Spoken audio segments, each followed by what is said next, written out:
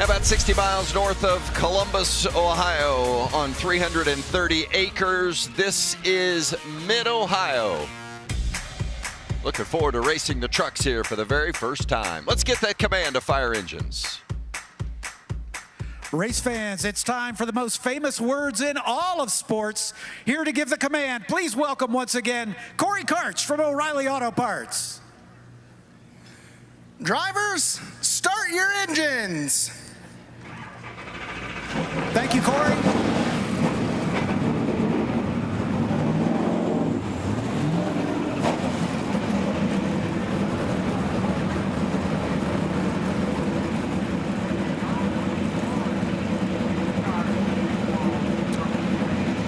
Our Camping World starting lineup today headed by Corey Heim, who won pole in qualifying yesterday, and joined by Parker Kligerman on the front row, his best starting position of the season.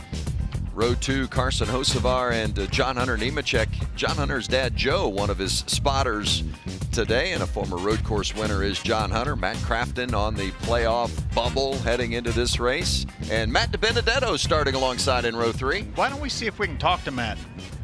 Hey, Matt DiBenedetto, Phil Parsons, Andy Lally, Vince Welch up in the Fox booth. You got a copy? Yes, sir. I got you guys. Well, Matt, you told us yesterday you and Chad Kendrick and your entire Rackley Roofing team have circled this race on your schedule. This is the one you guys need to win. Probably going to have to win to get in the playoffs. What are your chances? Yeah, for sure. This is a good one for us. Everyone that knows me knows I love road racing more than anything. So need to put the Rackley Roofing Warshock Chevy up front in victory lane because, yeah, like you said, man, it's pretty much a must-win situation for us. Team's getting stronger and stronger every week. We're a small team just growing and getting better. So proud of the effort. This is a good shot for us, so I'm excited for this one. Are you happy with the weather conditions here for this race as opposed to what they were in qualifying, Matt? Oh, you're talking about the ice that we ran on yesterday, right? that was interesting. I'm glad our truck's in one piece and we've got it still ready for today. All right, buddy. Appreciate it. Have a good run. All right, thanks, guys. Yeah, I think only ducks preferred the conditions that we had yesterday. Certainly glad to see sunshine and dry weather conditions for this one today. I know the drivers are as well. How about I take a look at this Camping World track description, Andy, and you talked a little bit about it in the open, but this is one unique facility. This is sort of a typical, semi-typical road course for NASCAR racing. In the first 4 corners, you've got high-speed approach, hard braking, fast sweepers, tight corners. But then, as we get down the back straight, we work to something that you do not see anywhere else on the NASCAR Tour, and that is a really super tight and twisty, slow corner that's focused on absolute precision to be able to get the truck in the right spot, pointed in the right direction.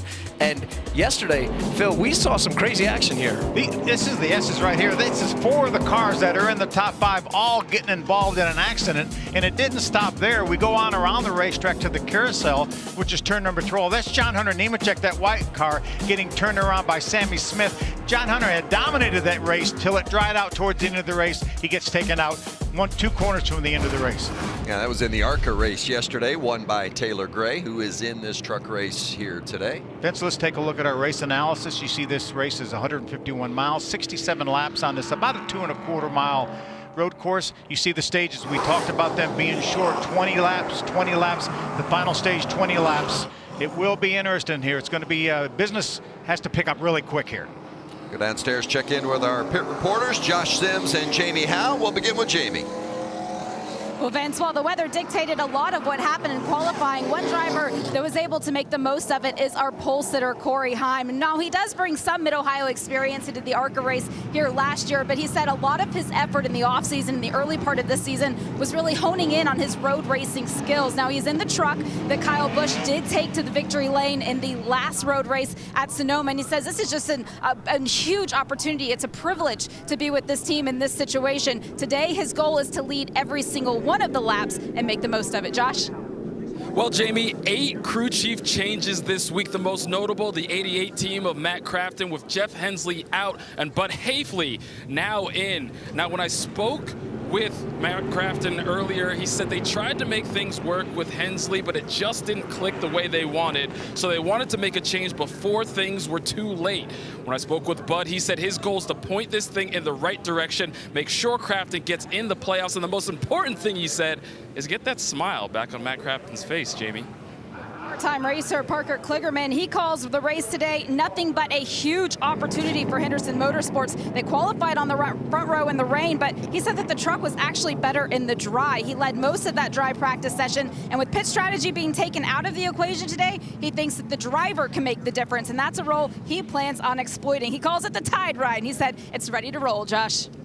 Well, you know, things have been going pretty well for Tyler Ankrum right now. 3 straight top 10 finishes, and on road courses, he's one of just 3 trucks in the field that have 4 straight top 10 finishes. So Ankrum is feeling good heading into this one, but his crew chief, Scott Zipadelli, was quick to tell me just because they're confident doesn't mean they should be overconfident just because they're on a road course. They're 50 points below the cut line, so they're going to need a win to get into the postseason. So he says the most important thing for Tyler is to be smart in this race, keep the truck on the track. They're starting in the top 10, so they have good position. Keep that track position, hang around, and capitalize when they have an opportunity, guys. Yeah, that's for sure. Keep it on track. And Josh, by the way, mentioned Bud Hafley taking over as the crew chief for Matt Crafton. Jeff Hensley has moved over to the 23 truck, reunited with Grant Enfinger. They were teammates as crew chief and driver for 4 years, won some races together. Yeah, Vincent, we're going to ride along with them. This is the champion Power Equipment Chevy for GMS. We're going to have the visor cam for Grant Enfinger. Grant is going to start from the 12th spot. And as you can see, 39 points above the cut line. Needs a good run here. Also going to ride along. This is a whole different scenario for this young man right here, Justin Marks. He's starting 8th. He is won here in the Xfinity Series, and it's all about having fun for Justin Marks. His day job is owning and operating Trackhouse Racing, the team doing so well in the Cup Series with three wins already. Justin Marks, we're going to have a bumper cab for Justin, and he's here to have some fun. Great story of Justin Marks, former winner here in the Xfinity Series, won here back in 2016. And glad to see him get an opportunity with Nice Motorsports to get back behind the wheel in the truck. Well, here's the playoff standings. Phil talked about Derek Kraus and that position that he's in outside the cut line, has to start this race at the rear, and probably the only guy, as Phil mentioned, that can point his way in. But Ankrum, DiBenedetto, both guys that are capable of winning. And if you're Matt Crafton, you got to be careful and not have a really bad day today. Those 29 points can go away in a hurry. Ty Majeski, Christian Eckes, expect them to clinch spots in the playoffs on points today with their performances. Of course, Zane Smith, Ben Rhodes, John Hunter Nemechek, you saw there, Chandler Smith, Stuart Friesen, all winners in the series so far this season. This is race number 15, and it's the 3rd and final road course race of the season. Zane Smith finished 1st at Coda and 2nd at Sonoma, so maybe he's the guy that would be considered the favorite today. Corey Heim, a unique opportunity. This is the final race of the Triple Truck Challenge. Remember, if you win 1 race, it's a 50 grand bonus. If you win 2, it's 150,000, and that's the opportunity for Corey Heim today since he won at Gateway. Ryan Priest, the winner at Nashville, pocketed 50 grand. So if Corey Heim wins today, it's another 100,000 for a total of $150,000. Yeah, nice little pocket change. And Vince, we're going to give away 50 no matter what. Yep. Yeah, regardless, whoever wins today is going to win $50,000 bonus. But if it's Corey Heim, he'll double that. It'll be a $100,000 extra for a $150,000 total. Something to pay attention to here, guys. I noticed the 23 onboard right before he pulled away from pit road here. There's a red knob on the top end when we're looking from down low on his screen here to the very right of that corner. That's his brake bias adjustment knob. And he turned that 3 full turns just before he pulled out of pit lane. Somebody was talking to him, probably reminding him that yesterday in the wet, when we're driving these trucks, we put the brake bias to the rear because you don't get that much weight transfer since there's not that much grip. And these guys are now taking a guess on where they need to be back again here. So pay attention for some locked up front tires as we get these first couple laps going. And rears too. And rears. If they forgot and they didn't do it, they're going to have a whole lot of rear bias. We've had 3 different road course winners that are in this field. John Hunter Nemechek won at Motorsport several years ago. Zane Smith earlier this season at COTA. Ben Rhodes won on the Daytona road course back in 21. Who's going to win it today? Parker Kligerman on the front row alongside Corey Heim. 36 drivers in the field, and we're racing at Mid-Ohio.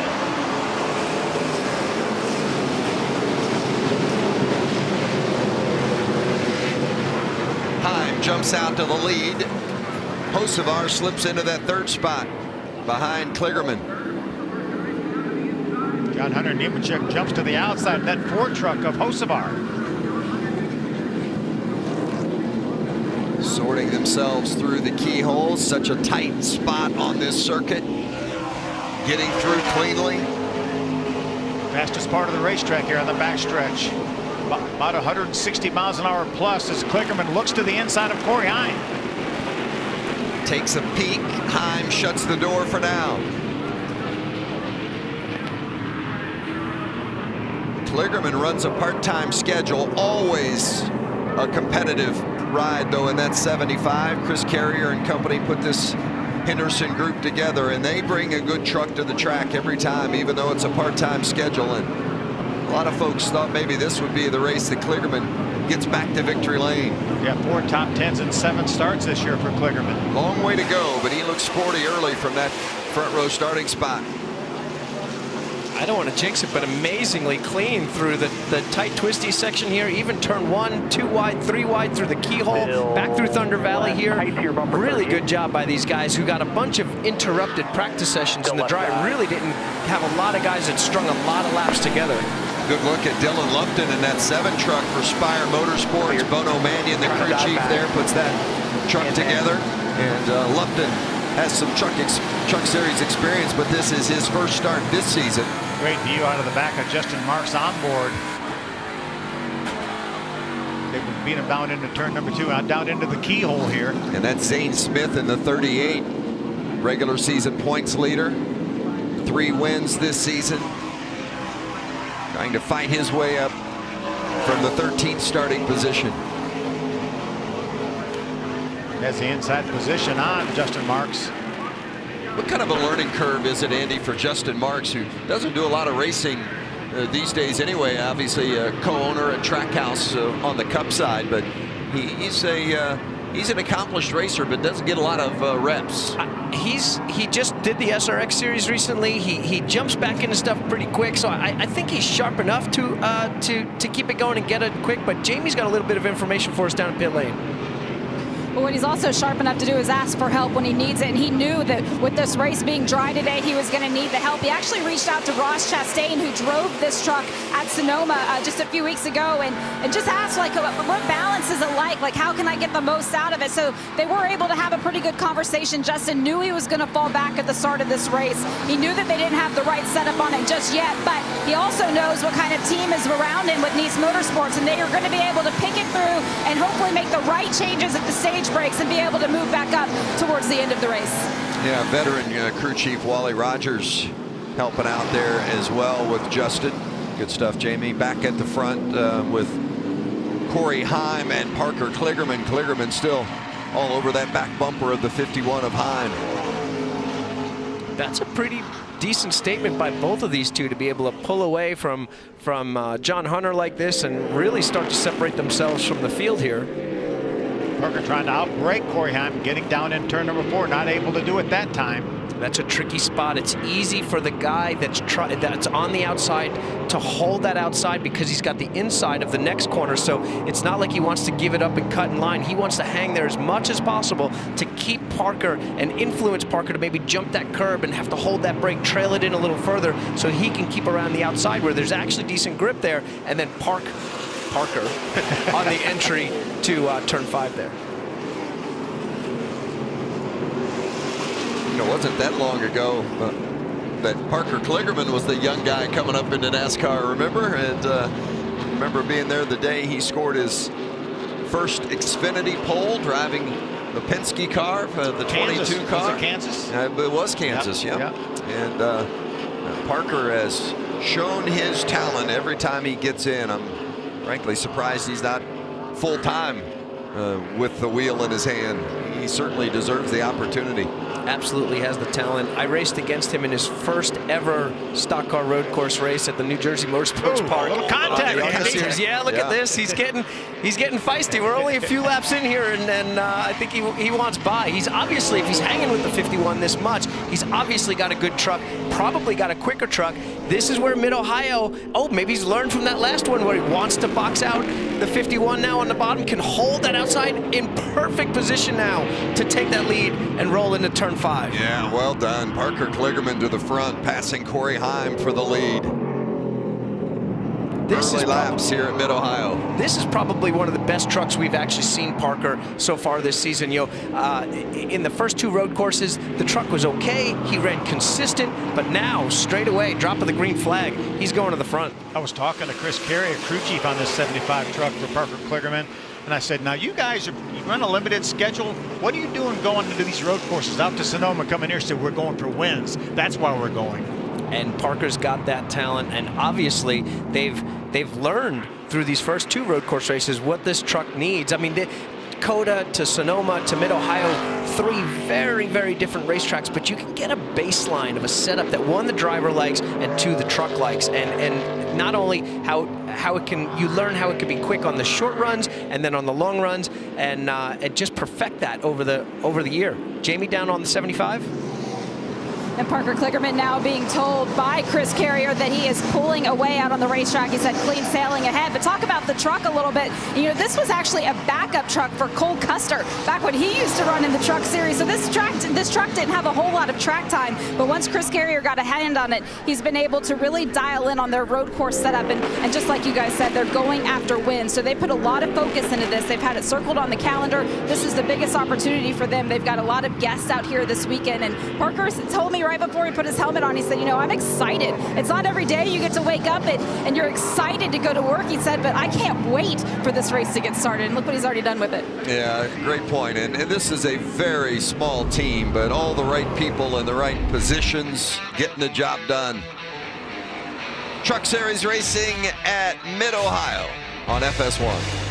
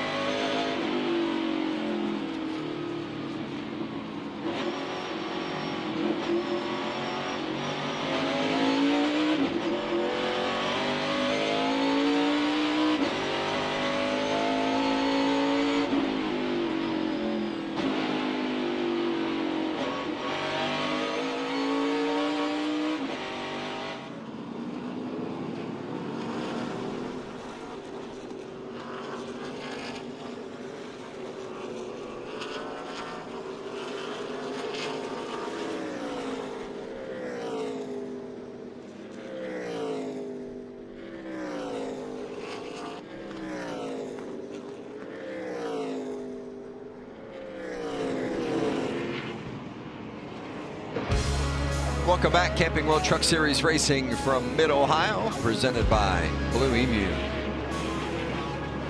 It's been clean so far through the first 6 laps around this 13-turn circuit. Covers 2¼ miles. Parker Kligerman has taken over the lead from Corey Heim. You saw that pass. And John Hunter Nemechek, Matt DiBenedetto, Carson Hocevar. And there's the 45 of Lawless Allen that has gotten off track but able to keep it rolling. Did a nice job getting it through the kitty litter. I was going to say that's a downhill gravel trap at a pretty high speed entry. If you make that miss, oh, unfortunately we've got the 46. Mason Phillippe has gone off. One of those drivers making his series debut. Did run the Xfinity Series race at Portland a few weeks back. Had a couple issues, 25th there. Couple issues in practice with that truck as well. Yeah.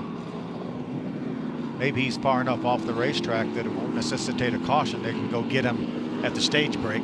Still green. See Matt Crafton inside the top 10. Crafton running 8th, chased by Grant Enfinger, and they, interestingly enough, to see those two nose to tail on track. Crafton's crew chief from earlier this season is now crew chiefing Grant Enfinger beginning this week as those swaps were made. Josh Sims made comment earlier, 8 different crew chiefs in positions this week. So a lot of shuffling with the off week. Vince, we only had 1 off week, just 1 week. Thank goodness they didn't have more. Exactly. Caution is out on track. Almost halfway through is still that 46. Want to get him rolling. And now he's going to crank it up and drive away. Could have saved us all the problem if he could have gotten that thing rolling to begin with, but off he goes. Kligerman will have to protect the lead on the restart. Parker Kligerman out front at Mid-Ohio.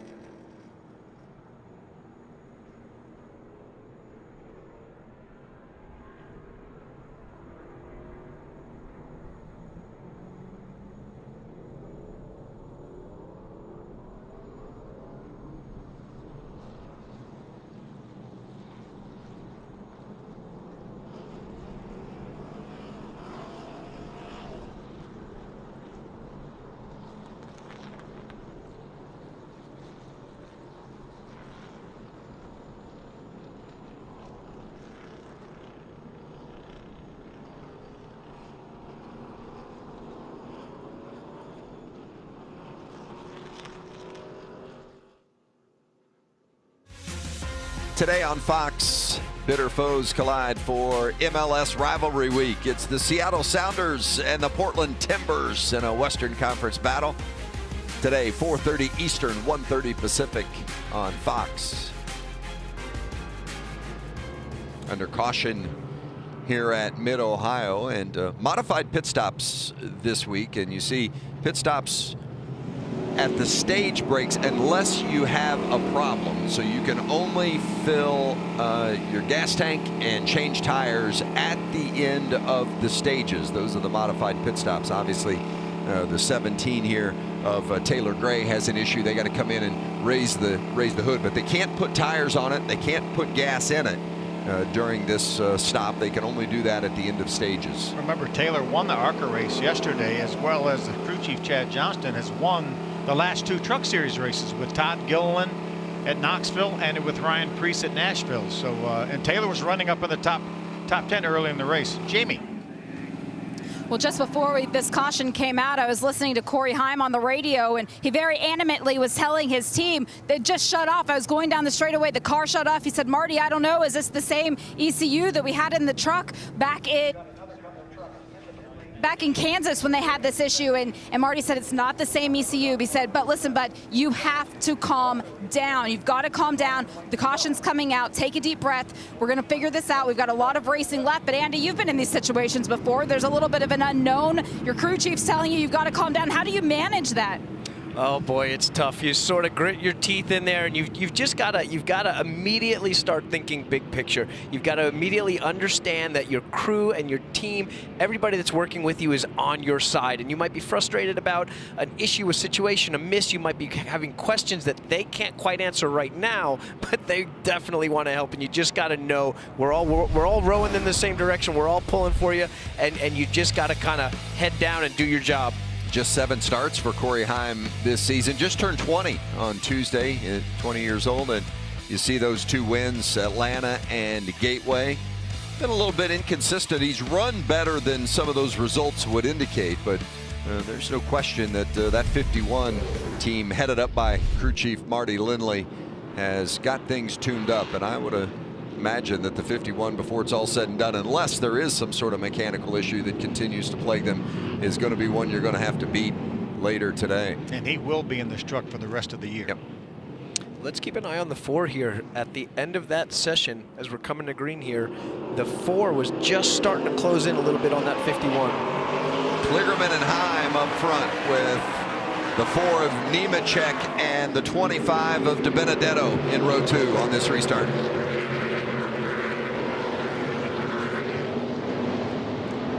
51 with a good enough drive off to make Parker be a bit defensive into the keyhole up here.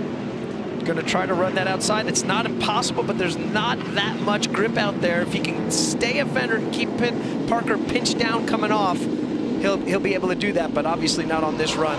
That's still some good learning right there. You know, he's seen what he can do on these restarts later in the race. Maybe he could have broke a little deeper. Maybe he could have stayed a little closer to his fender. That's all going down to the book. That's getting recorded, and that's going to get adjusted, and that file is going to get rewritten next time we're in there. Good battle for third, too, between Nemechek and the 4 and DiBenedetto on the 25. Close battle. There's Tyler Ankrum. We haven't talked a lot about Tyler Ankrum, but he's a darn good road racer, too, and he's one of those guys that knows he's got to win to make the playoffs. Ankrum in that 16 truck, and he's been hot. 3 straight top 10s, certainly peaking at the right time. It's just a matter of, can he get a win here in these final 2 regular season races to earn a playoff spot? How about Ankrum, Josh? How's it rolling? Yeah, right now the only issue for Tyler Ankrum is a little tight everywhere on the track, but he feels like he is making up some ground on the back half of that course. But I had a good chat with Scott Zipadelli, his crew chief, before this race, and he said, you know, they haven't even talked about trying to make the playoffs. They're talking about trying to get better each and every week. He said the thing about it is it's not one race that's going to decide their fate. He said there were a lot of issues early in the season, and that's kind of where they lost ground. He said right now we just have to focus on getting better each and every race. If it happens, it happens. If it doesn't, it doesn't. But it's not this race or the next race at Pocono that's going to determine their fate, guys. Yeah, I think that's a great point, Josh. And it was a big transition for Tyler Ankrum when he went over to Hattori Racing and crew chief Scott Zipadelli. They had a lot of things they needed to tweak, not just from the team standpoint, but from the driver's standpoint as well. It's been a learning experience for Ankrum, but they are certainly getting better. Vince, that's Matt Crafton. He finished that before the caution. He was running in the 7th spot, lost 3 spots on that restart. As the 46, they let him back on the racetrack, and he's basically stalled again. Yeah, Mason Philippi, more issues. But Matt for the Crafton, 46. Vince, Matt Crafton needs those stage points. He's the guy above the cut line. Right now, he's in the spot to possibly get 1 point, but lost 3 points there on that on this restart. Kligerman's opened it up to almost a second advantage, and there's that neon yellow 88 of Crafton being hounded by Christian Eckes right there behind him for position. One of his ThorSport teammates. ThorSport, by the way, just about an hour away from the course here in Mid-Ohio, in Sandusky, Ohio. Yeah, home game for ThorSport for sure. Eckes continuing to pursue Crafton for that 10th spot. I love these little battles that are shaping up. Oh no, man. Bad news for DiBenedetto. I think he has broken, and that is heartbreaking for this team that Phil, he told you in the driver interview before we went green, this is one they felt like they could win. He was running 4th too, had such a good run going. Hold your line. Come to this cutout here. That's the last one. There's a cutout on your right. You come to the stop if you need to. It got going fired again. up again. Got fired up again. It turned back on. Oh, a lot of track position I cut lost. everything off, and I had to turn it all back on. You know, when Jamie talked about Corey Heim, who was complaining about his truck shutting off, they talked about the whether it was the same ECU. And ECU is an engine control unit. These engines are fuel injected. Sometimes they will cut off like that, and you have to recycle it to get it refired. Any issues from having run in the deluge of rain yesterday in qualifying? Potentially, you know, we talked about everything from getting water in the radios to the electronics to the shift boots to anything that's taped down that's gotten wet. Water gets everywhere and can make a mess out of things. You're not so much sweating the suspension components and whatnot, but anything electrical, if it got damp, got too damp, can put you in a situation like this where now Matty D is going to be clawing back to try to get that win, to try to get in those playoffs. And fortunately, it's happened early enough. It's not impossible, but he's got a lot of trucks to pass here. Yeah, the good news is it's at least rolling. The bad news is he is now rolling 32nd. We'll see if DiBenedetto can clean that up as he moves forward.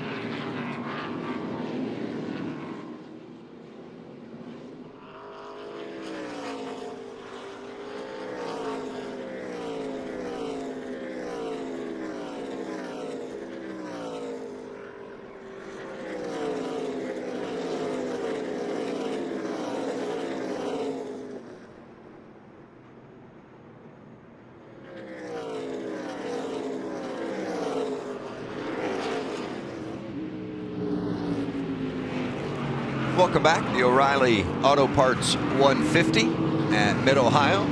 Parker Kligerman out front in the 75 truck.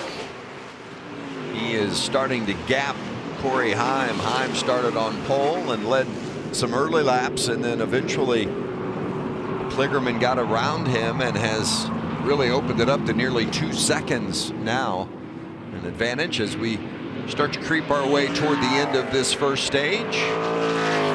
You know, Vince Andy, Welch along with Phil Parsons, Andy Lally. sorry, Vince. You know, Andy, you have way more road racing experience than me, and we talk about left-handers, right-handers. Sometimes your truck is good in left-handers and maybe not as good in right-handers, but sometimes, and it looks like that may be the case with Parker Kligerman, that truck's good both ways, left and right. It definitely looks like something. They've hit on something for sure. I'm just taking a look back through the timing here, and Zane Smith, who's been our biggest mover, was fastest truck on that last lap and is really making a charge here. And although we've got Haim and we've got Nemechek, who've been in shouting distance of Kligerman, I think we're going to see Zane here become the one that's really going to be able to mount the challenge here after the first and second stage. Yeah, you see the regular season points there at the top of the screen. The 99 of Ben Rhodes has led the regular season charge much of the year, finds himself in third currently, and I saw it looked like some right front damage there, Josh, on the 99. Is that right?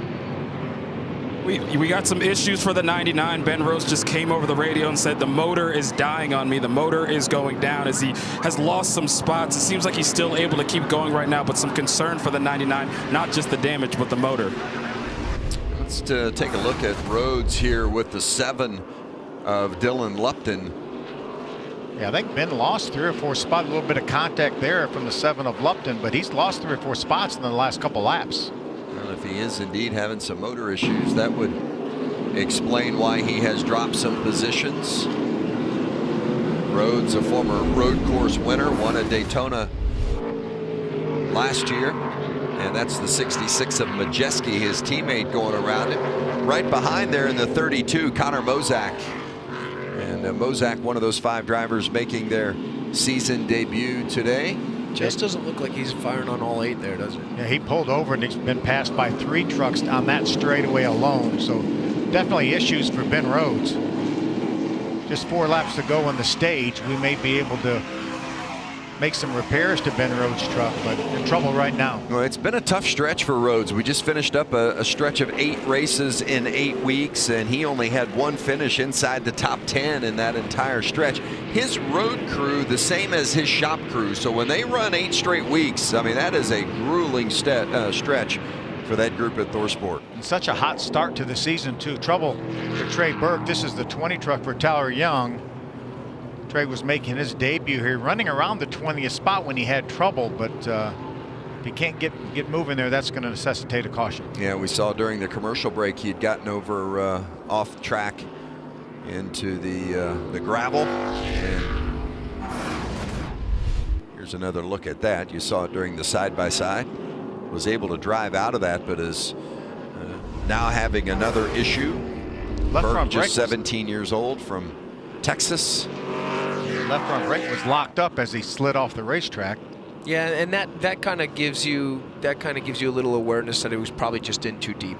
You know, that's typically going to be the side of the truck, the end of the truck that's going to lock up. Is so you know, if it was just the rears that were locked up and the fronts were rolling, you could probably say there was a master cylinder issue or something. But that might have just been taking steps forward, trying to get in a little bit deep there, and just overshot a little bit. But stopping right out of the exit of pit lane, that's telling me, is that an axle? What is that that's going on there with the truck that just exited pit lane a minute ago? And again, with these modified pit stops, as you see Colby Howard on pit road, they cannot put fuel or tires on the truck. And so if you come to pit road, it's because you've got a significant issue. It's not your normal pit stop, but we're under a modified pit stop format today. So at the end of stage 1, you see 3 laps to go. They'll all come to pit road for tires and fuel.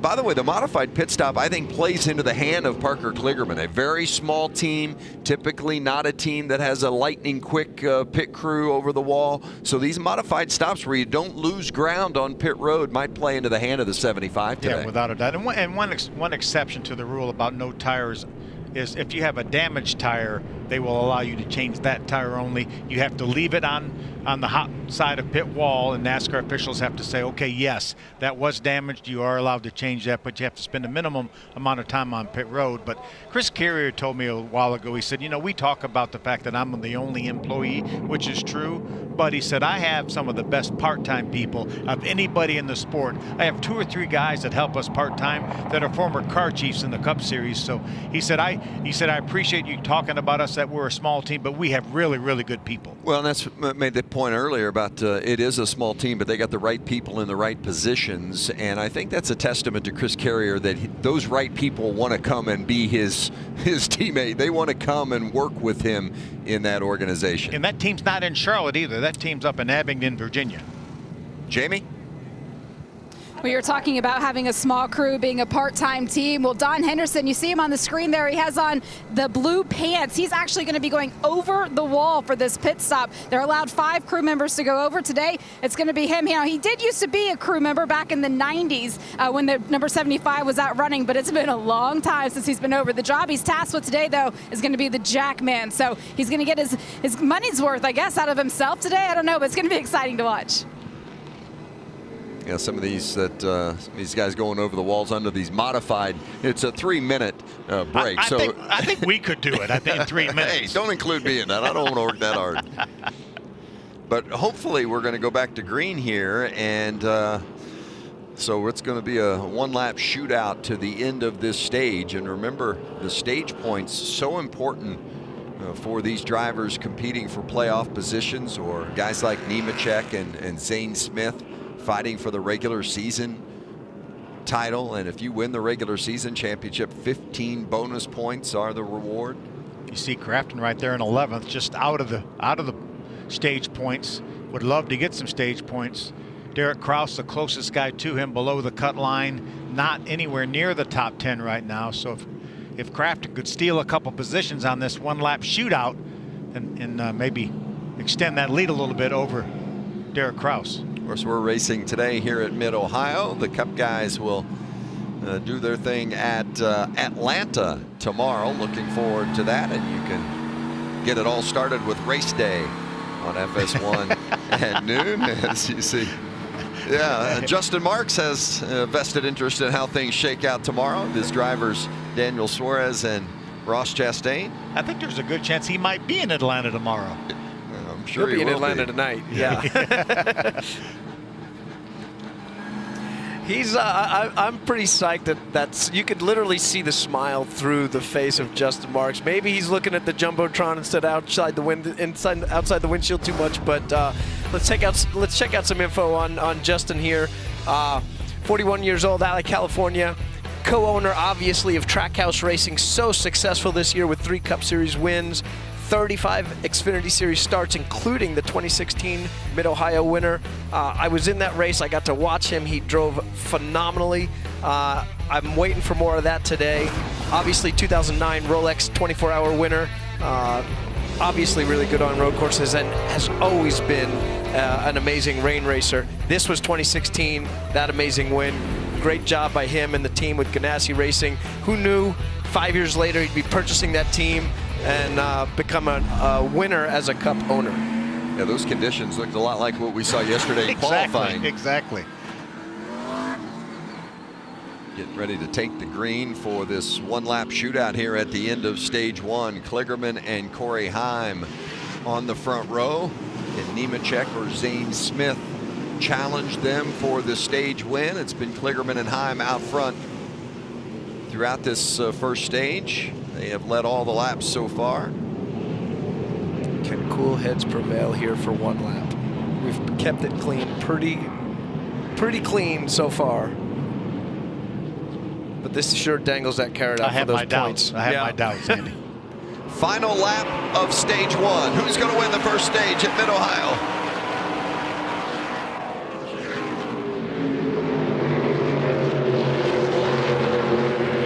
Get through the keyhole, Andy, without any carnage.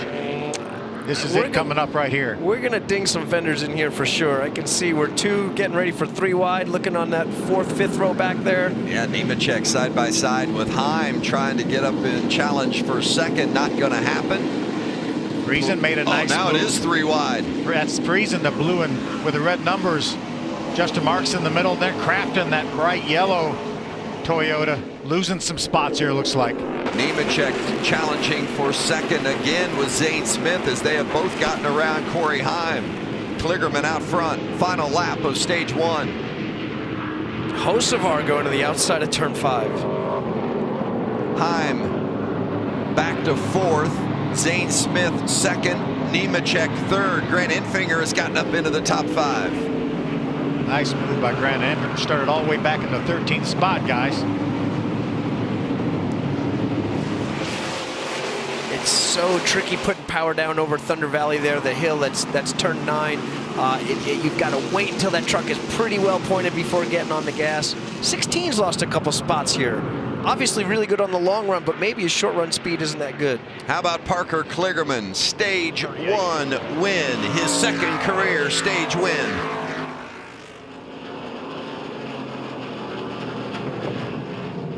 All right, end of stage 1. Got a safety car. How about Zane Smith? Actually, Zane Smith is the one that started 13th. He finishes 2nd. Enfinger started 12th, finishes 5th. For the first time since Darlington earlier this season, Parker Kligerman, a stage winner.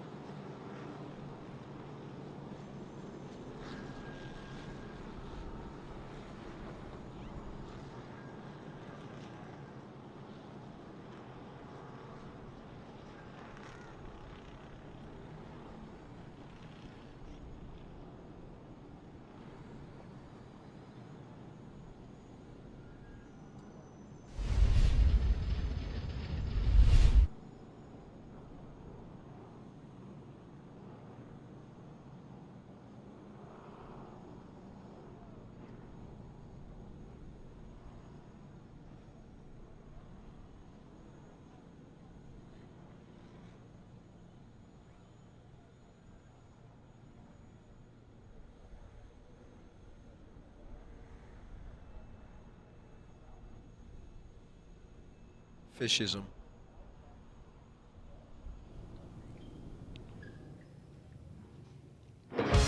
What a great facility, Mid-Ohio. Officially labeled the Mid-Ohio Sports Car Course, but so many different varieties of racing have competed here at this facility, and it is one that I know you race fans, if you've been there, you know how special it is. If you haven't, put it on your bucket list. As you see our stage 1 results, Parker Kligerman the winner. Zane Smith from that 13th starting position getting up to finish second.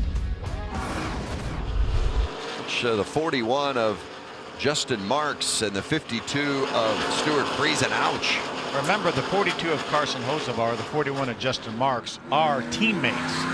So this, I think this is Justin Marks trying to make sure he doesn't take a stage point away from Carson Hocevar, but the problem was Stuart Friesen was right there, and now Stuart Friesen has damage to the right front corner of his Toyota. Definitely not something intended by on the 41. It was trying to be a good teammate. Trying to be a good teammate, and unfortunately didn't have the 360-degree vision there to see that Stuart was right off his left rear corner there, and both got him a little bit of damage on that right front and left rear. Of course, this, again, reminder of the modified pit stops, 3 minutes with the Xfinity and Cup teams all being in Atlanta, and the pit crews that so often work the truck races as well as the Xfinity and the Cup races. And all that personnel in Atlanta. You have these modified stops now that give the teams 3 minutes to do the work that they need to get done. Let's go to Jamie.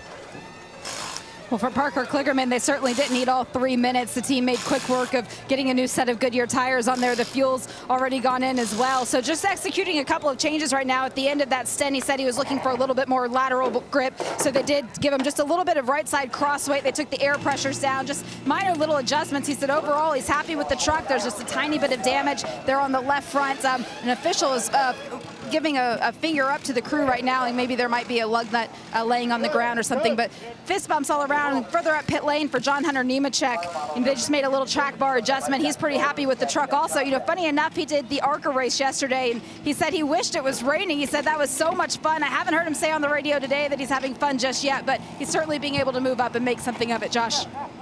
Yeah, Jamie, and speaking of fun, Zane Smith is a guy that loves road course racing. It's in his background, so he was really excited coming to this track. And so far, he's made some strides in this race. Started 13th, up to second at the end of that first stage. Right now, just a little bit snug in a few areas on the track. He's also saying he lacks a little bit of drive off, so they made a few adjustments to help him there. But otherwise, Zane Smith on the move and looking for his second road course win of the season, guys. Yeah, he won at COTA. Not only won at COTA, but he finished second at Sonoma. So it's a testament to how good he is turning left and right. Coming back for stage 2 at Mid-Ohio.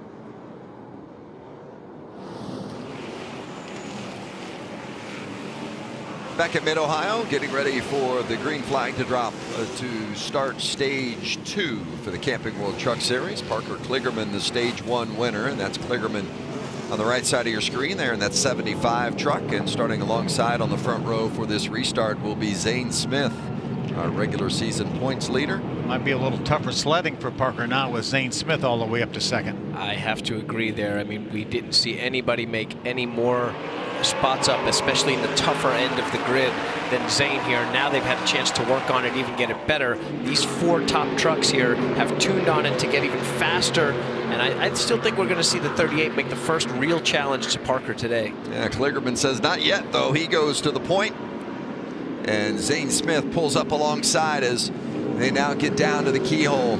It is so tight there, but we've seen all the trucks get through there cleanly today, and they do it again. How about the job Zane did on the outside, Andy? Boy, that was tough. He was hugging his Parker's left side all the way through there, kept them pinched down. That made Parker get the power a little bit late, and now he's on the preferred line, but can he go to the brakes as deep as the 75?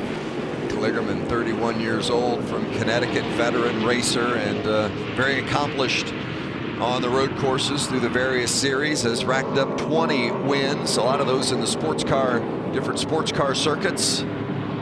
You see the 42, the red 42 of Carson Hocevar battling with Christian Eckes.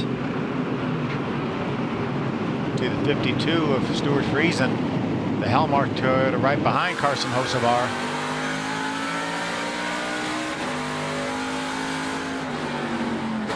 Right along with Justin Marks, following Tanner Gray in the 15 truck.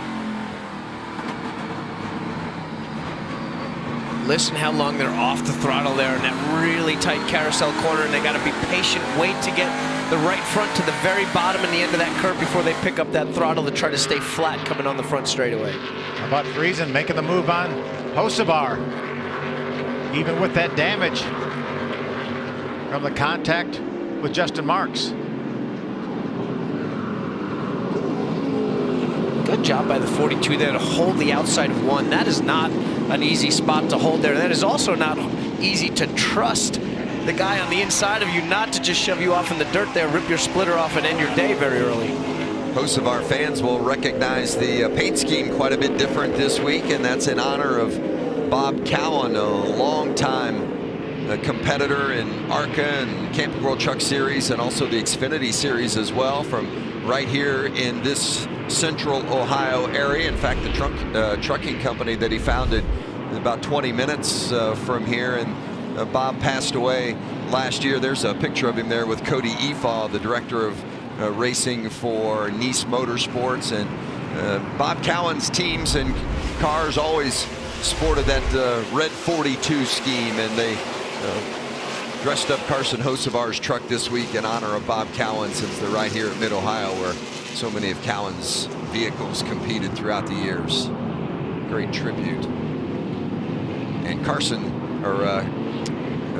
doing a pretty good job right now too, up in that inside that top 10, running 7th. He's had some good runs on the road courses this year. Top 10 in the last 4, even dating back to last season. I think that contact that Friesen had right at the end of that stage has put a little fire under him now. He just got by Hocevar. Now he's going after Grant Enfinger in the 23. That's for the 6th spot. So kind of following the 98's lead here. Eckes with a bunch of spots gained since this restart here. 4 spots. That's tough to deal. 4 spots when you're in 30th. That's no big deal. 4 spots inside the top 10 in just 2 or 3 laps here. That's a lot of moving. Enfinger taking a peek on the 52, not going to make that move now. Now riding on board with Enfinger. Take us around this race course, Andy. All right, we are starting in the tricky spot. We're coming down to turn 6 here. You've got to hold the bottom here, get it pointed. You don't even track out all the way. You're going to stay sort of middle of the track before you start coming through here. You can see the wheel spin, hear the wheel spin over the top of the hill as we come with the truck down to the apex and up and over Thunder Valley here. It's not a massive elevation change, but it's a sharp elevation change. So we're not going up 100 feet, we're going up 6 feet, but then we come down 6 feet again really quickly. Down to 2nd gear through a very tight low grip, fast turn 13. and here we're parking it. First gear, waiting for that truck to get straight, and then now we pick up to our fast part of the course here. Up through the gears, we're just gonna touch the brake, wait a little bit, find the very beginning of this apex curve right there, start to pick that throttle up, look right into the sun, get on the gas and aim uphill toward the keyhole. This is a pretty long climb here. Big high speed into a very, very tight corner. You're gonna double apex this, you're gonna get down here on the bottom early, then you're gonna let it out. Well, he's gonna hold the bottom the whole way around. That front end's hooked up there. Most of the guys are gonna let it out and then kind of diamond that corner like a short track, like a greasy short track, and you just try to straighten up that truck to get the power early here.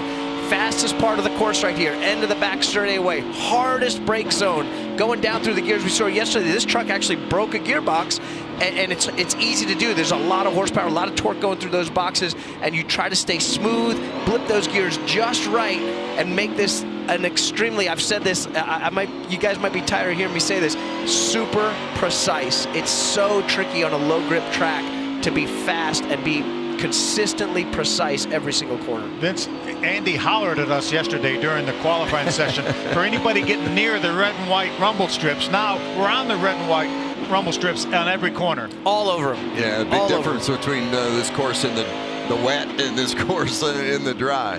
Back downstairs to Josh. Yeah, and just an update on Grant Enfinger. Before they came in during the end of that stage break, they were saying they were a little snug around the track, and his spotter Chad Bryant knows they were hopping in a few areas, so they made a spring rubber adjustment. And afterwards, Jeff Hensley said if they made these adjustments right, they should now have a second place truck the rest of the race as this team tries to click and go for a win. And then switching to the 99, some trouble for Ben Rhodes. I talked to Rich Lucius before this race, and he was saying they just had bad luck, especially during that 8-race stretch where their average finish was 15th. Well, we heard before they were having some motor issues. Well, it got worse. You see Ben Rhodes is on pit road. They're working on the back of that truck to see if they can get that thing fixed and get him back out. But some bad luck for Ben Rhodes, who's continued to be frustrated with this last 8, now 9 races. Boy, it has been a tough stretch indeed. And Rhodes told me this week, he said, man, we really need a good run to kind of get our mojo back, and it's not happening today. A good run for Parker Kligerman, though. Kligerman starting to stretch it out a bit over Zane Smith. Almost a second lead for Kligerman. He won stage 1, and he's working on stage 2. Central Ohio, such a beautiful part of the country.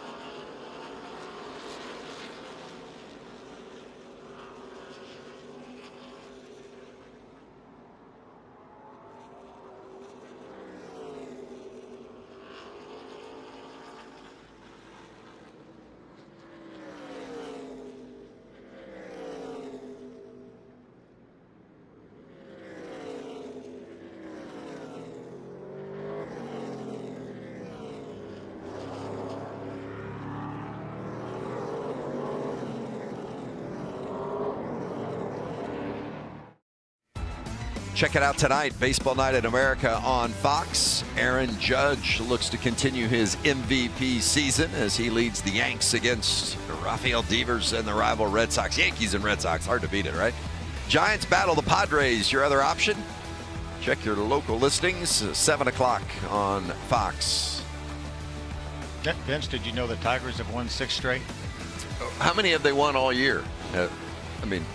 Well, they've won 6 straight. Let's just put it that way. No, Andy, come on.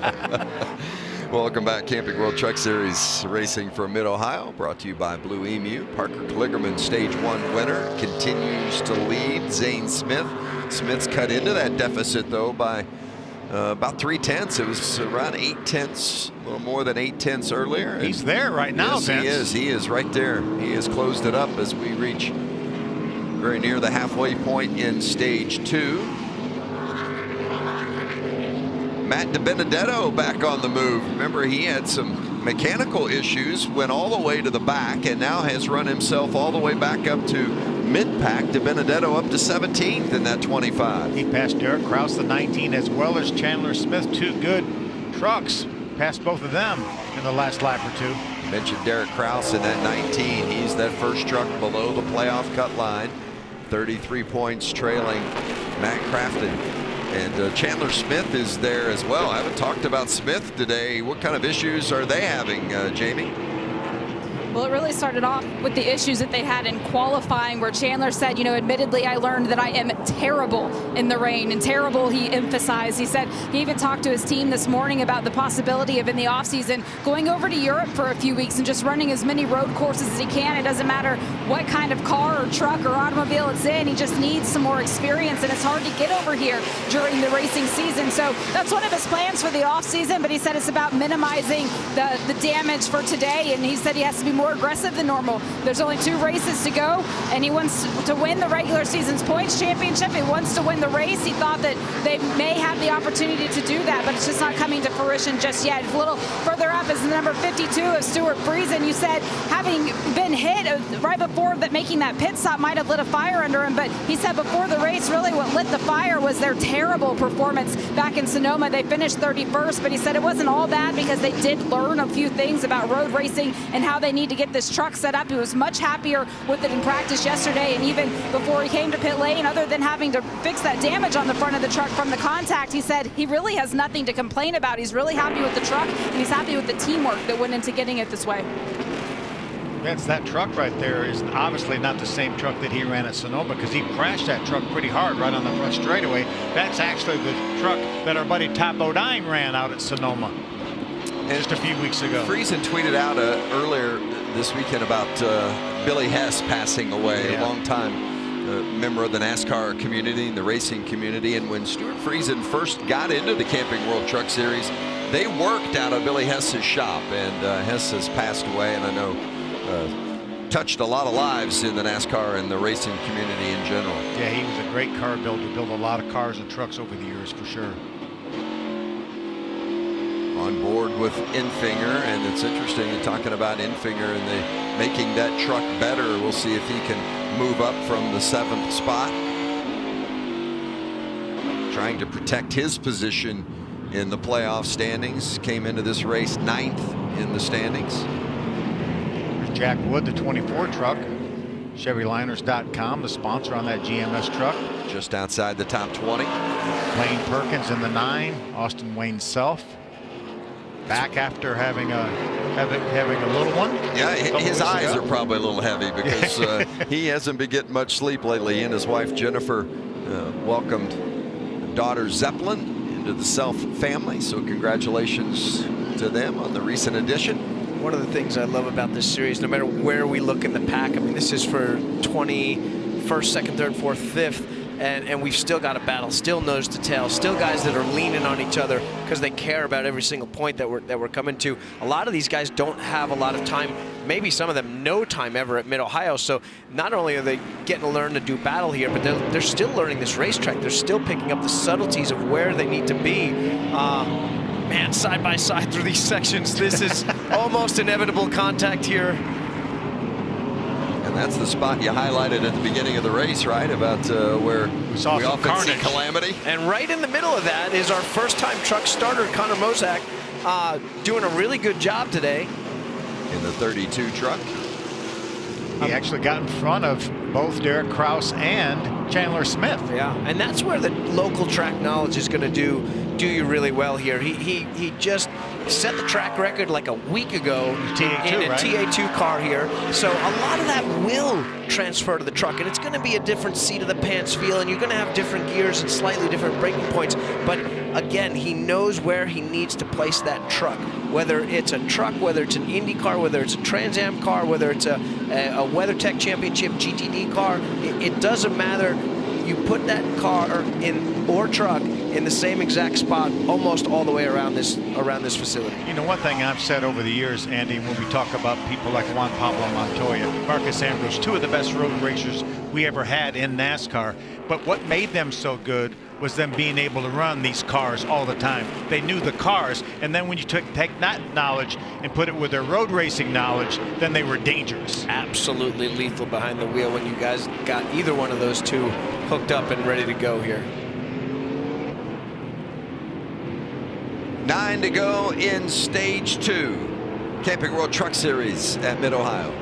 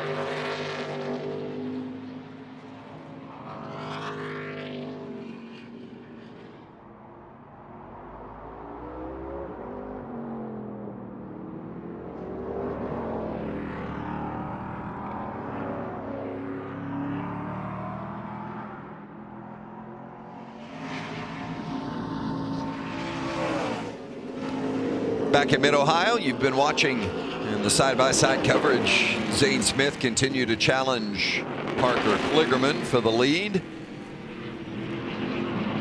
They have separated themselves a bit from the rest of the pack. I think Zane Smith right now is thinking, I'd like to get ahead of him and get that playoff point that they award at the end of this second stage. He has the most playoff points of anybody. Ooh, trouble for Nemechek. Bad news for John Hunter Nemechek. Nemechek still under power, though. He's still under power. The right rear fender is bashed in a little bit, so maybe he's got some tire rub, but he's definitely on the gas. That's a lot of tire rub, man. You got that right. That's certainly going to hurt his chances for the regular season title. No, that's not fender rub. No. Could be a valve cover leak or a valve cover crack or something like that. Well, he does definitely had some damage there, though, Andy. You're right, on the right rear. Doesn't seem to care. Yeah. He's going to run it until it won't run any longer. And fifth spot, now he's bringing it to pit road as Kaz Gralla was thankful of that. I think Gralla was right there behind where Nemechek was running. So John Hunter brings it to pit road and came into this race 21 points behind Zane Smith in the battle for their regular season title. And not boding well for his chances on pit road. 3 DNFs. It's amazing as he takes it to the garage that John Hunter Nemechek is as far up in the regular season standings as he is, considering the 3 DNFs, and going to likely add another one today. Yeah, feast or famine, much like Corey Haim's season has been, with 2 wins and a 7th place finish at Texas. Otherwise, poor finishes. There you see those regular season points. John Hunter 31 behind, but that's going to change as he's gone to the garage. Just 2 races ago, we had 14 points separate the top 4 in the regular season point standings. Now 31-point lead as they run for Zane. 53 points all the way back to 4th Chandler Smith. Yeah, Chandler Smith's having a tough day as well. He's all the way back in 17th. You see that left front of the 38 carrying up. That's a lot of rebound in the truck, but that's also shows you how quick. Again, it's not a 100-foot elevation change. It's just a short 20-foot, 10-foot quick drop. It has these trucks carrying speed even at these slow, tight, twisty corners. They're carrying the front of these tires off the ground, and that's right at a point where that truck needs to settle and turn the other direction. Not easy to do. 136 feet and elevation change throughout the entire course, but I think that's a great point, Andy. There's a lot of small undulation that can upset your truck. It's the grade. It's a very steep, quick initial grade here. We're watching the 38 and the 75. The 38, I think, realizes there's 5 to go. That's actually plenty of time. He's been going to school on Parker. Not that he doesn't want the lead, but he's learning here. He knows that Parker's probably got a little more time than him here for sure.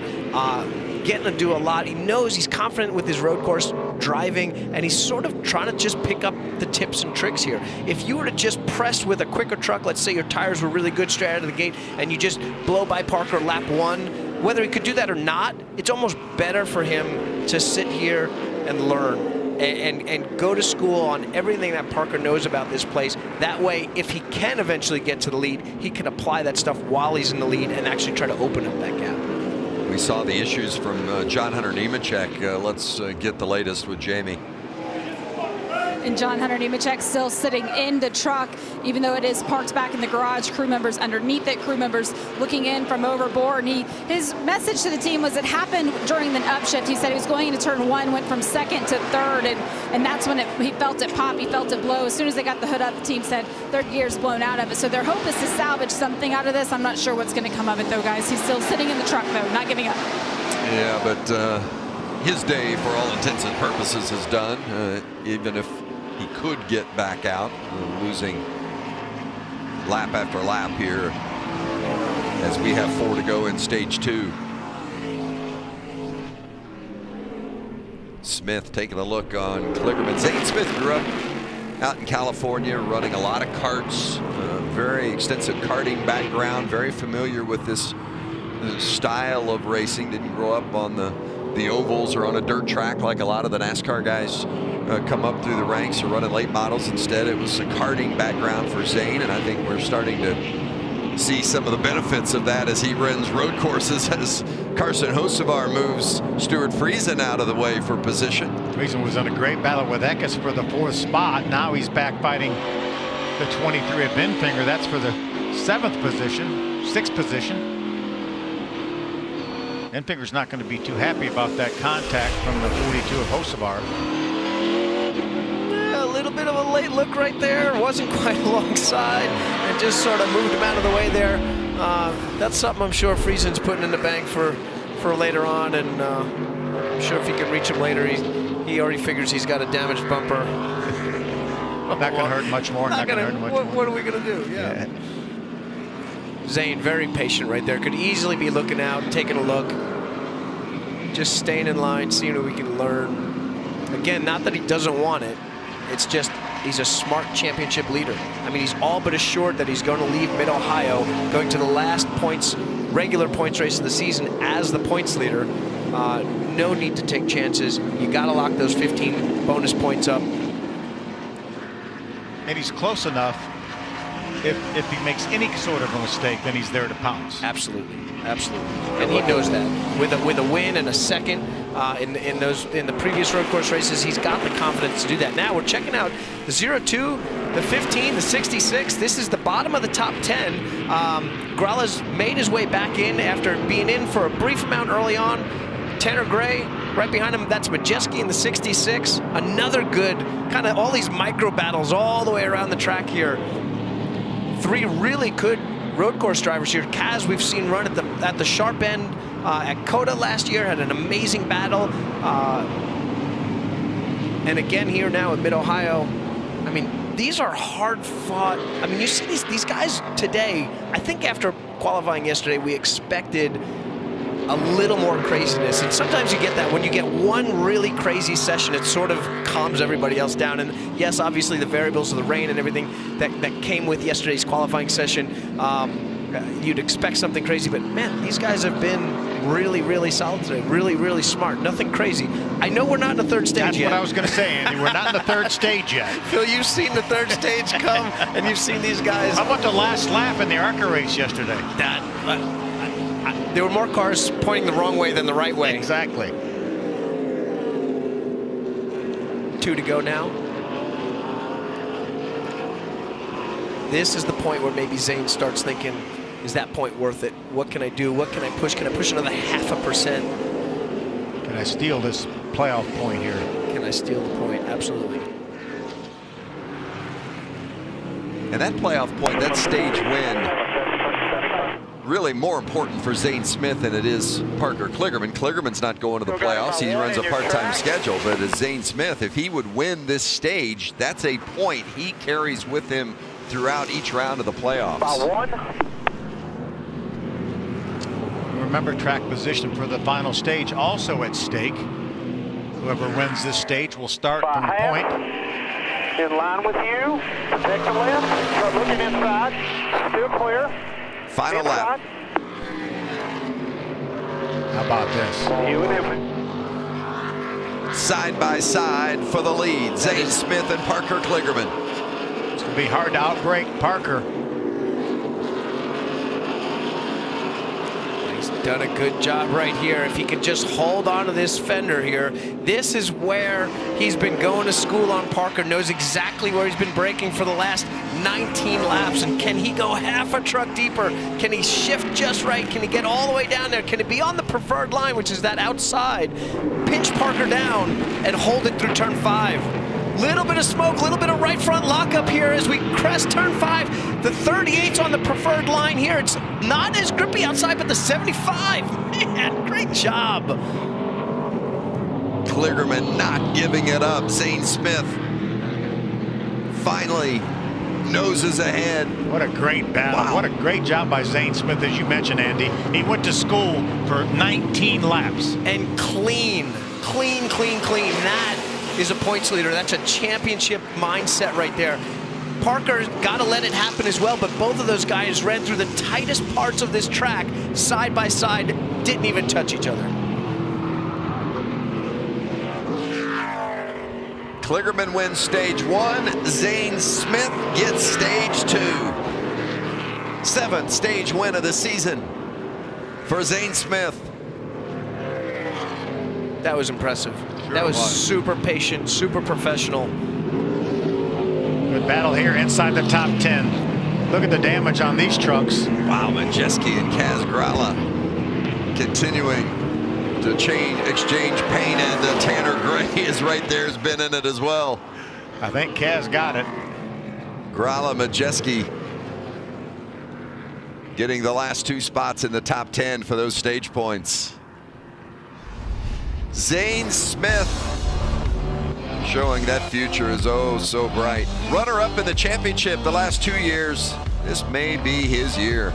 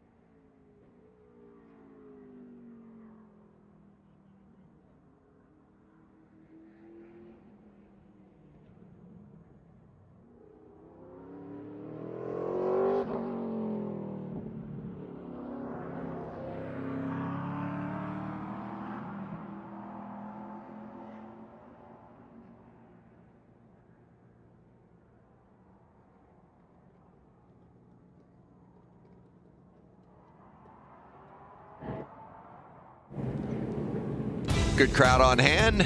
Camping World Truck Series racing from Mid-Ohio.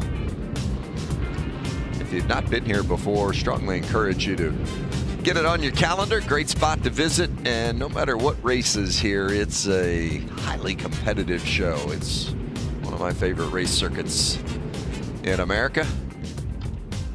Zane Smith and Parker Kligerman have split the first 2 stages and have also scored the most stage points today. Corey Heim been solid this entire race, our pole sitter today. You know, we talk about, well, unwanted visitors, maybe a little strong. I mean, you're talking about guys that aren't regulars on a full-time basis in the Camping World Truck Series. They have won the last 5 races. Chastain, Heim, of course, is in this race. Busch, Gilliland, and Preece. But, yeah, Heim, you could say, he's a regular, but he doesn't run full-time. It's a part-time schedule, but he's having a good go at it again today, and maybe Parker Kligerman adds his name to that list today. And Vince, that 5 is the most we've ever had in the history of the Truck Series. Pretty amazing. Good look at that 75 truck of Tie Parker ride. Kligerman. Yep. Interesting stats there. 3 laps ever led before today on a road course. He's always seems to be in that top 5. I would have thought there would have been a lot more than that. Times that by 11, almost 12, 35 laps led today. Pretty impressive. On pit road now for these modified pit stops, and if you're just joining us, these are stops in which you won't gain or lose any positions on pit road, and teams, once they all get on pit road and get in their pit box, they'll have 3 minutes to do their work, and you can change tires and add fuel, do all the things that you would normally do on a pit stop, but you'll go back out and restart in the order in which you came in. Totally a cost-saving move. Vince, you mentioned it earlier. Most of these truck teams will use pit crews that the Cup teams and the Xfinity teams will use. Obviously, them being in Atlanta this weekend, that really shortens the pool of talented pit crew members. So I think it's a great move, cost-saving, because it costs $3,000 or $4,000 a race for a pit crew for these trucks. And up and down pit road, we have 36 trucks here that probably could save up to $100,000 for these teams. Let's go to Jamie Howe. Well, as you see the crews now over the wall with all of their equipment, that means NASCAR is given the go-ahead. The 3-minute clock starts now. And even while Parker Kligerman's team is out there doing the tire change, there's an issue with that one that was going on to the right front. There was no pressure in that tire. So this is going to hold them up a little bit, but like we've talked about, they should have plenty of time. But even as these changes are happening right now, he and his crew chief, Chris Carrier, are still discussing the changes in terms of setup that he wants to go out there for the final stage. Right now, his biggest struggle is that he's tight in the left-handers. They're trying to figure out how much they take away from the right, because if they free up on the left, they're going to tighten it up to the right. Up on the number 51 car of Corey Heim, he was our pole sitter, and he was so quiet during that second stage. I talked to Marty Lindley on my way back down. He said, quiet is good. As soon as the yellow flag came out, he said, just a little bit of the same from last time. I'd like a water bottle and just give me a little bit more grip. Josh? An exciting battle at the end of stage 2 with Zane Smith coming away with the stage win. You could tell how bad he wanted that one. Well, at the end of stage 1, he was saying he needed a little more drive off. They asked him at the end of stage 2, was it better? He said, yeah, I think it's better. And then he says, well, I don't know. Well, either way, now the big concern is he just needs a little more turn, but otherwise he's been happy with that truck, guys.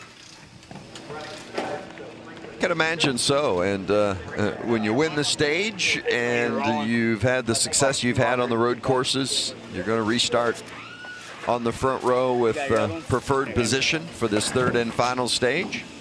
Mentioned he won at Coda, finished 2nd at Sonoma. You'd expect nothing less than to see that 38 up contending for the win again today. And I think it gives cause for concern for Parker Kligerman and Chris Carrier, because obviously there's Chris Carrier is smart enough to know that the 38 was coming at the end of that first stage. But now they see how strong that 38 is, and they may be forced into making some more changes to try to make that truck better. Nobody else could run with them in that first stage, but now the 38 has proven that he's equal to the task. Beautiful day in Central Ohio. Great day to be at the racetrack, and it has been competitive. Good battle at the front. Parker Kligerman and Zane Smith. Expect nothing but more of the same to the finish.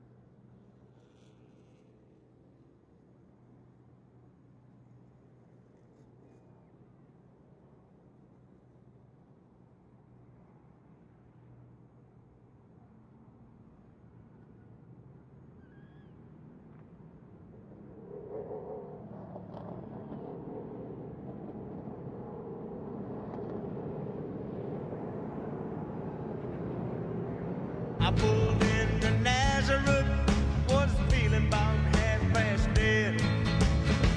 I just need some place where I can lay my head. Hey, mister, can you tell me where a man might find a bed? He just grinned, shook my hand, no was all he said. Take a load outstanding, take a load for free. Mid-Ohio Sports Car Course, Lexington, Ohio, the NASCAR Camping World Truck Series, presented by Blue Emu. Great to have you with us today, along with Phil Parsons and Andy Lally. I'm Vince Welch, Jamie Howe, Josh Sims down on pit road. If you're just joining us, it has been tight at the front. Parker Kligerman in that 75 won stage 1. Zane Smith in the 38 won stage 2. Corey Heim right behind them, along with Christian Eckes. They have been competitive as well, and it has been a good race. It has been clean, and we are underway in the third and final stage. Are the gloves off now, Andy, you think? I think they're at least untying them. They're untaping them. They're getting ready to pull them off here. There's still 27 laps left. That's a lot of laps on these tires, so these guys got to think. And they're not going to be coming in to changing them unless something goes really wrong here. Our typical 2 wide the entire way, 12 rows back at least through the keyhole here as we get sorted out, just straightened out on our way down through the little kink on our way to turn 4 here. Yeah, the pit stops are done. It's just racing to the finish now, and Parker Kligerman dives in and grabs the lead from Zane Smith. Wow, what a move. And clears them. Absolutely wanted this one back. There is nothing to lose for the 75 team. A lot to lose potentially for the 38. 38 came out of the box really strong there. Great hole shot into 1, but man, Parker took it deep going into turn 4 there. Hocevar's moved into the 4th position in that red and yellow 42. Christian Eckes in 5th after restarting on the 2nd row. Here comes Matt DiBenedetto in the 25. If you were with us early, you remember DiBenedetto had some problems after running up inside the top 5, went all the way to the back of the field and has driven back up now, and he is 13th. Yeah, just outside the top 10. That's Justin Marks in the 41. He's battling with Chandler Smith on the inside, 3 wide. I think Matt backed off and let Chandler Smith have the spot, knowing there's a long way to go. Jamie, what's going on with Matt DiBenedetto? Well, one of the things that he did tell me before the race started was that it doesn't matter what happens in the 1st and 2nd stages. He said this is a race that they have to win. They're still outside of that cut line with only 2 races remaining until the playoffs. And he said, I don't know what else to tell you other than we're in a must-win situation. He said somebody told him a couple years ago that they referred to him as patiently aggressive. And he said, I like that. But he said, today I have to be cautiously aggressive. He said, when the 3rd stage starts, it's all gloves off because we've got to get to the checkered flag before anybody else. Well, it's going to be tough for him to do, that's for sure. Running back there outside the top 10, chasing Justin Marks right now. Yeah, as you mentioned, he was 4th when he had that issue in the 1st stage, Vince. So who knows what may have happened had he been able to keep that track position. Great onboard here from Justin Marks. We saw the 25 try to take it deep into the end of the brake zone at turn 4. You could see that Goodyear letter stop turning as he just hung up that right front for a second, modulated, got it back going again. That's an incredible feel from the driver. You just feel that lock up and get it going. A lot of guys are numb to that feel, but Matty D obviously very in tune with what he's feeling through all 4 tires. Chandler Smith's picked up a spot too, got around Ty Majeski, so Smith up into the 11th position. I know you had some conversation with Chandler about how to get around this place in the wet. Did you help him out on the dry circuit as well, or? We didn't touch anything on the dry. He's obviously a super talented driver and is figuring this out on his own. We touched base a little bit yesterday after he didn't have such a good day in the wet and went back and forth, and we agreed that in the future we'll chat a little bit about some rainline stuff. I think he's a super talented kid and obviously has a bright future ahead of him. He grabbed a spot from Tanner Gray in the 15, chasing down Kaz Gralla. Kaz having another great run in one of Tyler Young's trucks. Remember, that truck finished 2nd with Kaz Gralla at COTA last year.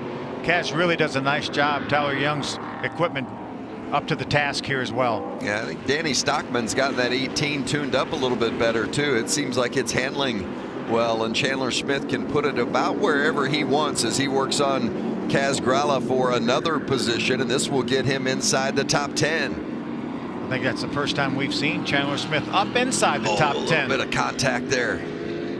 Tanner Gray looking to pounce in that 15 if he can, and that's Ty Majeski behind him in the 66. Smith gets the spot, and Tanner Gray trying to close the door. He does. Man, and that's tough for the 0-2. You lose that momentum on one truck. It's so easy to get freight trained, and just one little tap here when you're offline moves you another couple of feet, and then the next guy just keeps repeating the process, and all of a sudden you've lost 2 or 3 spots here. Back to the front where Kligerman continues to lead Zane Smith. The 51 of Corey Heim has stayed within striking distance as well. For much of this race, we've seen Kligerman and Smith kind of pull away from the others in the field, but Corey Heim right there. A new variable here, the 51. Obviously been going to school on these guys, not so much on paying attention to their driving and their line, but he was kind of by himself that whole last session, so maybe that whole last stage got to figure some things out, got to talk to his crew chief, got to make those changes for that third stage. Josh downstairs with the 98. Yeah, and I talked to Christian Eckes before this race, and he said, I'm far from a road course driver, but he said, I've been working to get better on this. He didn't know how things were going to go heading into this race, but look at where he is. He started the race 20th. He's now up to 5th. The only thing he's been having an issue with is the right tires have been too tight for him as we got an issue on the track, guys. That's Justin Marks that I think got helped around, but Marks has got it fired up and rolling. He's just lost all that track position. He's been solid up in the top 15 this entire race. He was 13th there. I think it was the 19 that was by him. No, just by himself. That truck has been loose. Yeah. Justin's been fighting a truck like that since it rolled off the trailer in practice. I mean, I shot him a text 15 minutes into the practice under one of the yellow flags and just said, that truck looks like it's got 1,000-pound springs in the back of it, and what are you guys doing? And they were obviously tuning on it, trying to get it ready.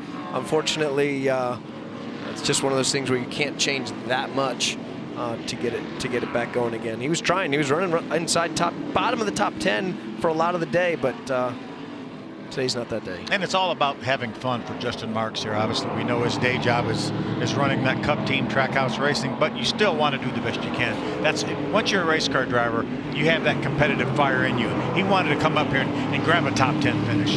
I mean, this is a race car driver, a mountain climber. Like, this guy, he's a Cup owner, a Cup winner now. Like, when he sets out to do something, he's not satisfied with anything else but the W or the achievement. And so, yeah, he set out for fun today, but obviously he's going to be rethinking this and probably wanting to come back for more. Camping World 20 to go. 20 laps left at Mid-Ohio around this 13-turn circuit as Dylan Lupton with some heavy damage to the back end of that 7 truck. That is a big hit right there for that corner. That's the most damage we've seen on any truck the entire time we've been up here. He was running 22nd. I'm going to say he had to go off before the corner and was probably backwards and backed into that wall there, or was just free coming in between 8 and 9 there. Bono Mannion prepares those trucks for Spire Motorsports. It's the top of the hill here, and we'll see if Lupton. Yeah, just see the cab of that truck back into the barrier there. That's a sign that he was off before the entry of that corner. So he came through the S's over the crest of the hill where we saw the 38 carrying the front wheel, and as he got to the right, probably stepped the rear out, might have dropped the left rear tire into the dirt there over the yellow curbing, and then around she goes. Bet all you can do is make sure something's not falling off of it. As you see, John Hunter Nemechek is back out on track, and he had a mechanical issue earlier, had to go to the garage. Many laps down. Stay with us, coming back to Mid-Ohio.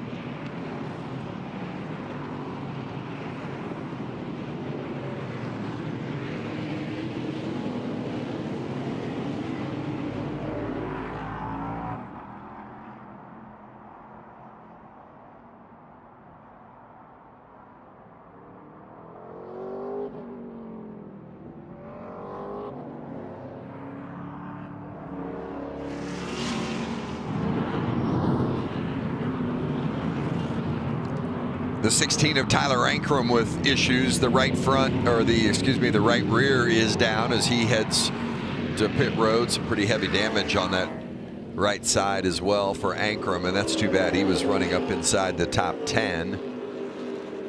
Another one of those drivers that needs a win to make the playoffs, needs to get in. Came into this race today 12th in the playoff standings. Only the top 10 make it. You see the damage to that right rear corner. It looks like that right rear quarter panel was pushed into the tire, more than likely cut it down. You see our Blue Emu race summary. It's been a pretty cut and dried race, at least at the front. We've seen Parker Kligerman and Zane Smith out front most of the race. Corey Heim led a few laps at the start, and there's the 41 of Justin Marks, has gone off in a big way. So second time in the last couple of laps that Marks has gotten off track, and this one a much more significant hit than the previous. We saw Justin flipping switches. They're going to try to refire it. He was running 22nd after losing all that track position when he was turned around earlier. I think that's the end of the back straightaway. Yeah. Caution China Beach. Boy. Caution has come out for Marks. We'll see. I think he got it fired up again. We heard it. That's very unlikely. Fire up, but we'll see if he can get out of all that gravel. Tow truck is arriving to give him a little bit of help.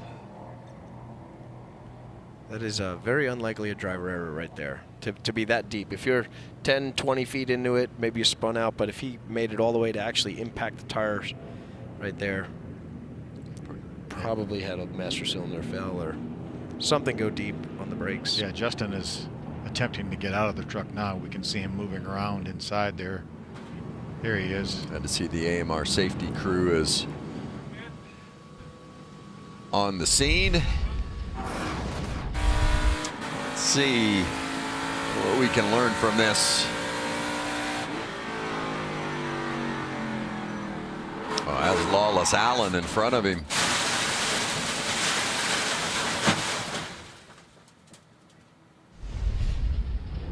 He never grabbed third gear, did he, Andy? I think he gave up on it. I think he went to the pedal, probably felt a very soft pedal there, and you know, if you're fighting it, if you've got some brakes left, you're probably going to use the heck out of that engine and go down through those gears to get it shortened. But it looked like his focus turned immediately to not driving into the 45, the 45 in front of him. Jamie? You see Justin now safely out of the truck with the safety workers, and before he took his helmet off, he told the team that he put his foot to the floor. Just when he hit the pedal, went all the way down. There was just nothing there. It's like a line broke or something, but certainly wasn't a driver error as you guys predicted. And that's a 160-mile-an-hour straightaway as well. So downhill. Yeah, I'm glad to see Justin get out of that truck. Yeah, imagine driving your car and going down the interstate at 70 mile an hour and hitting your brakes and there not being any brakes, much less 160, and a significant hit for Marks as well. So the day is done for Justin Marks, but we've still got plenty of racing left in Mid-Ohio.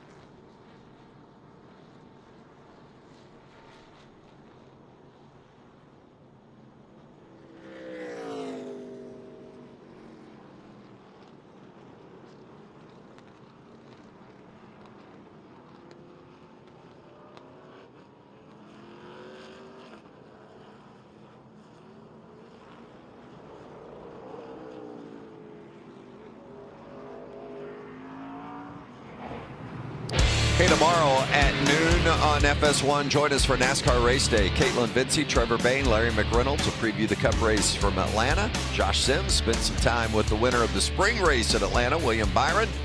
And Caitlin and company also will talk with Kevin Harvick.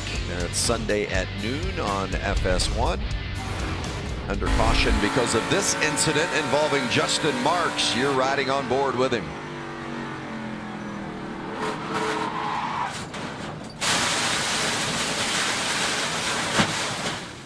That's what happens when you press the brake pedal and it goes to the floor and does not stop the truck. At 160 miles an hour. Wow. Marks is done, but we got plenty of racing left.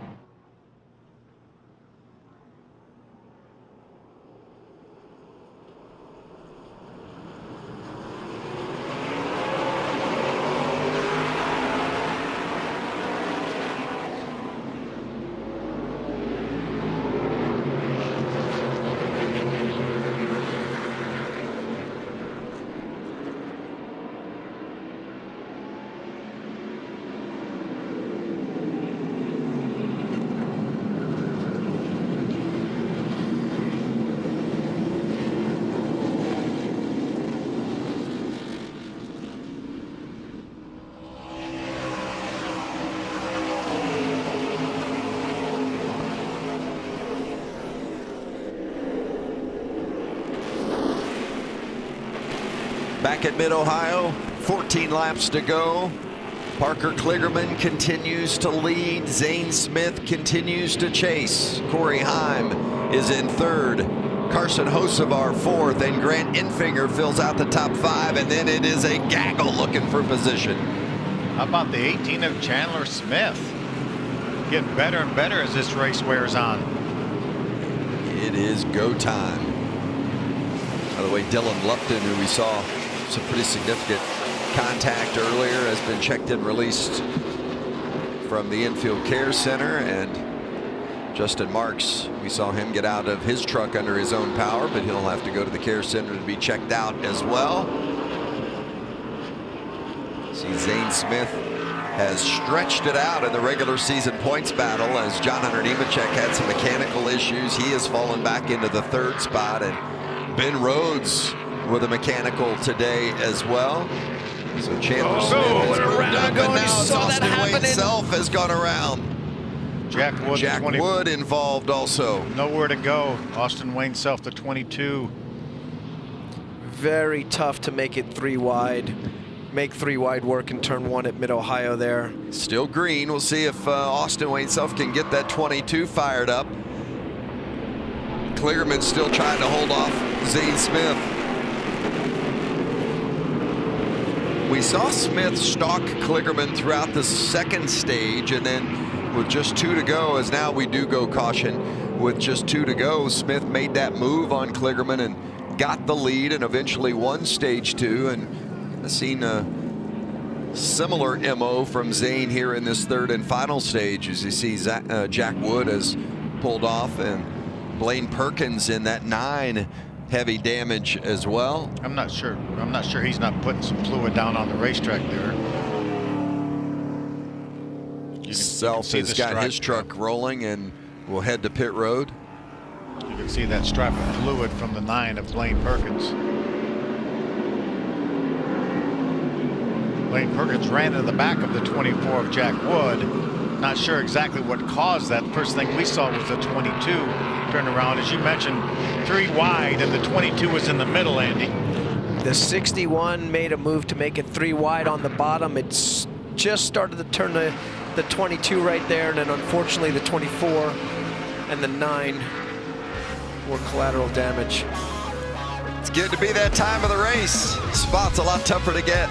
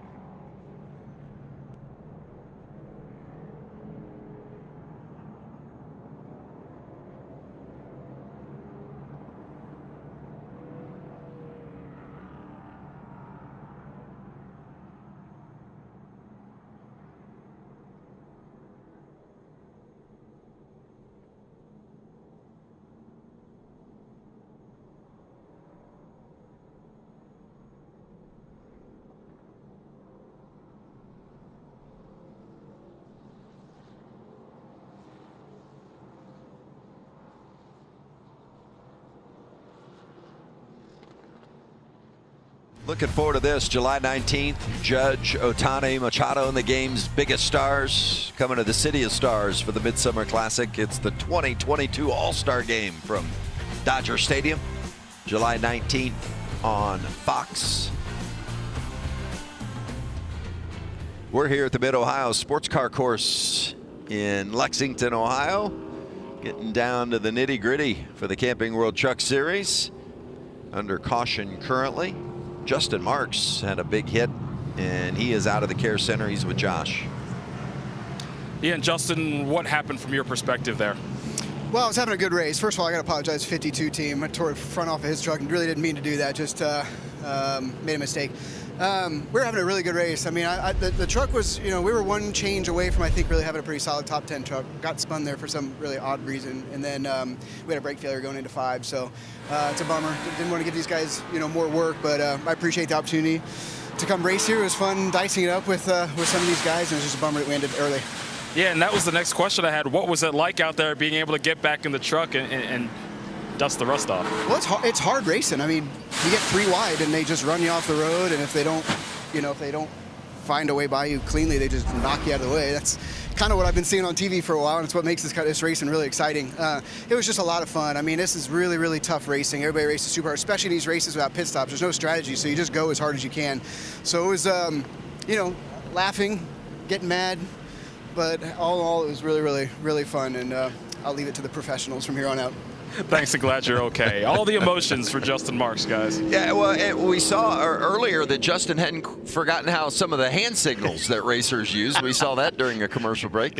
Somebody was number one in his eyes. Glad to have Justin back, even if it is just for one race. Definitely fired up as always. Cleanup continues. We'll be back.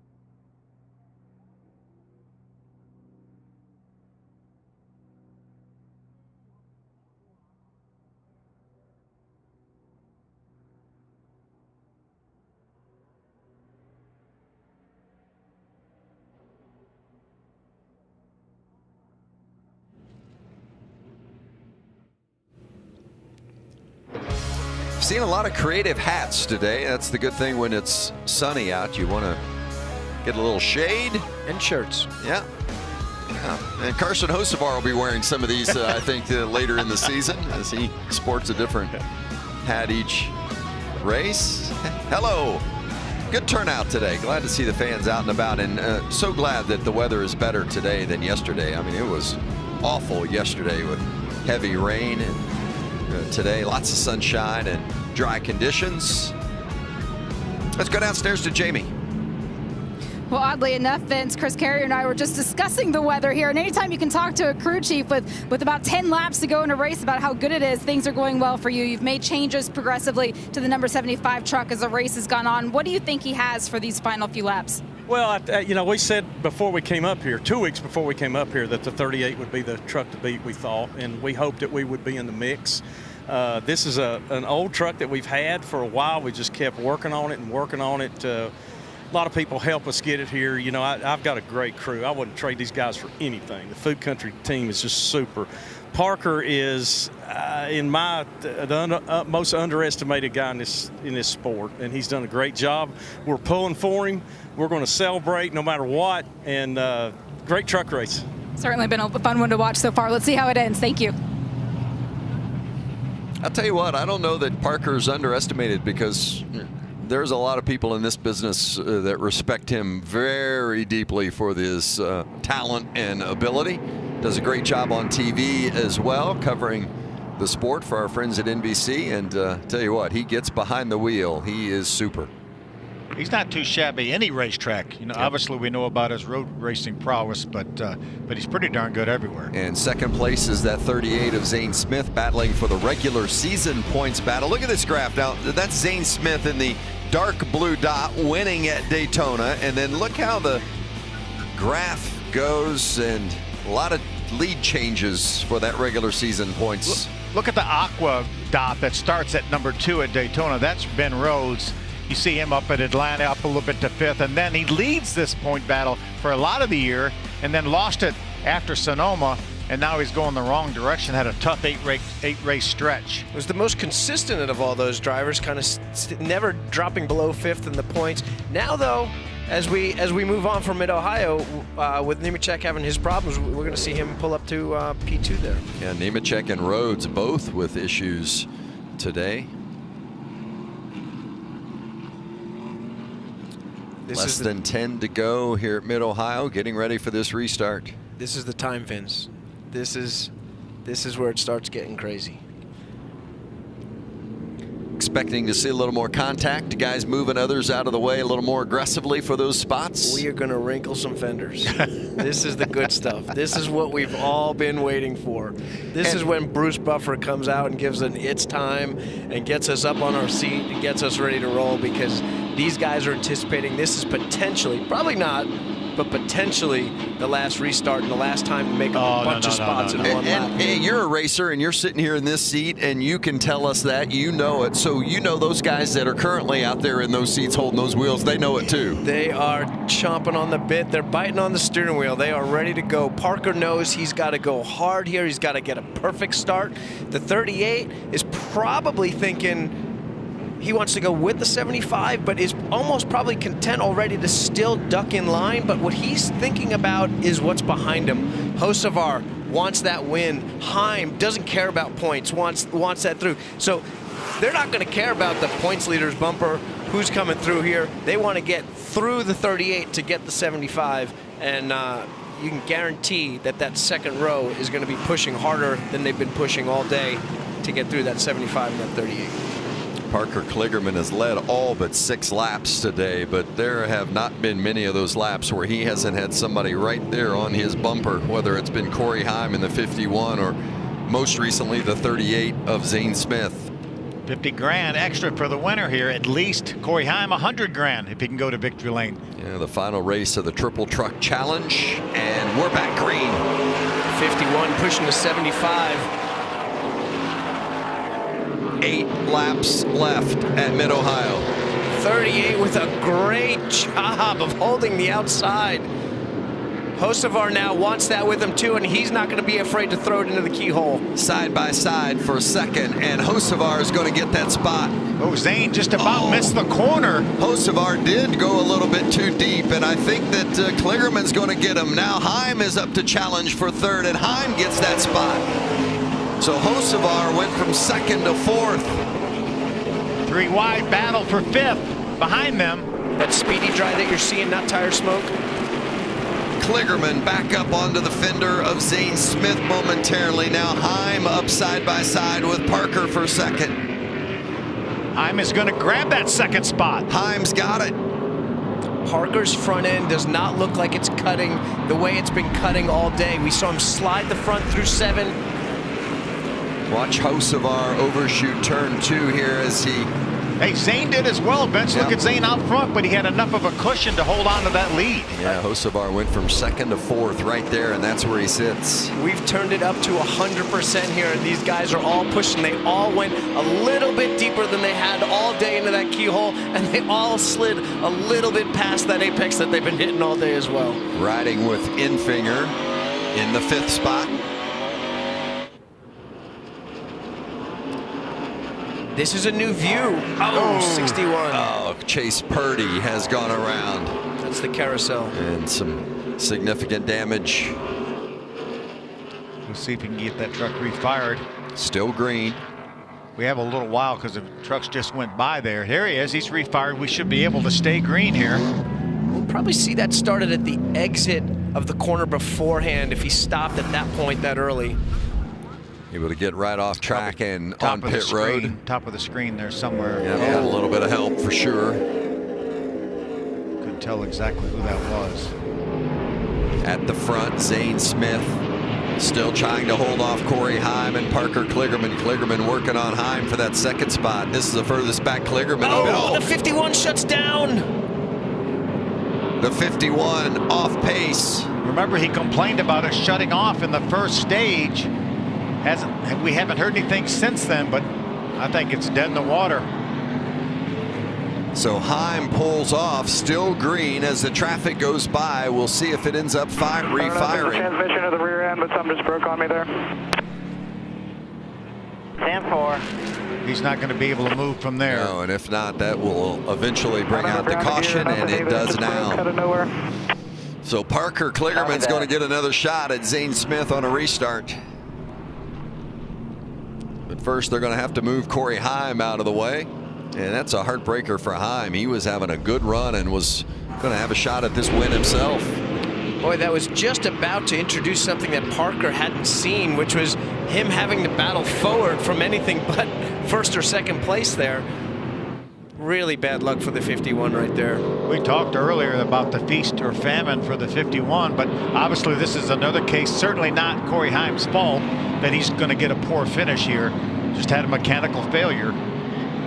Oh, it's been a tough day for some of the big hitters in this series. Heim with this issue. John Hunter Nemechek, a mechanical, was off course and in the garage for many laps. Ben Rhodes with a problem today as well. Going to get the 51 off track, and then we're going to come back for the finish. Who's going to win it at Mid-Ohio?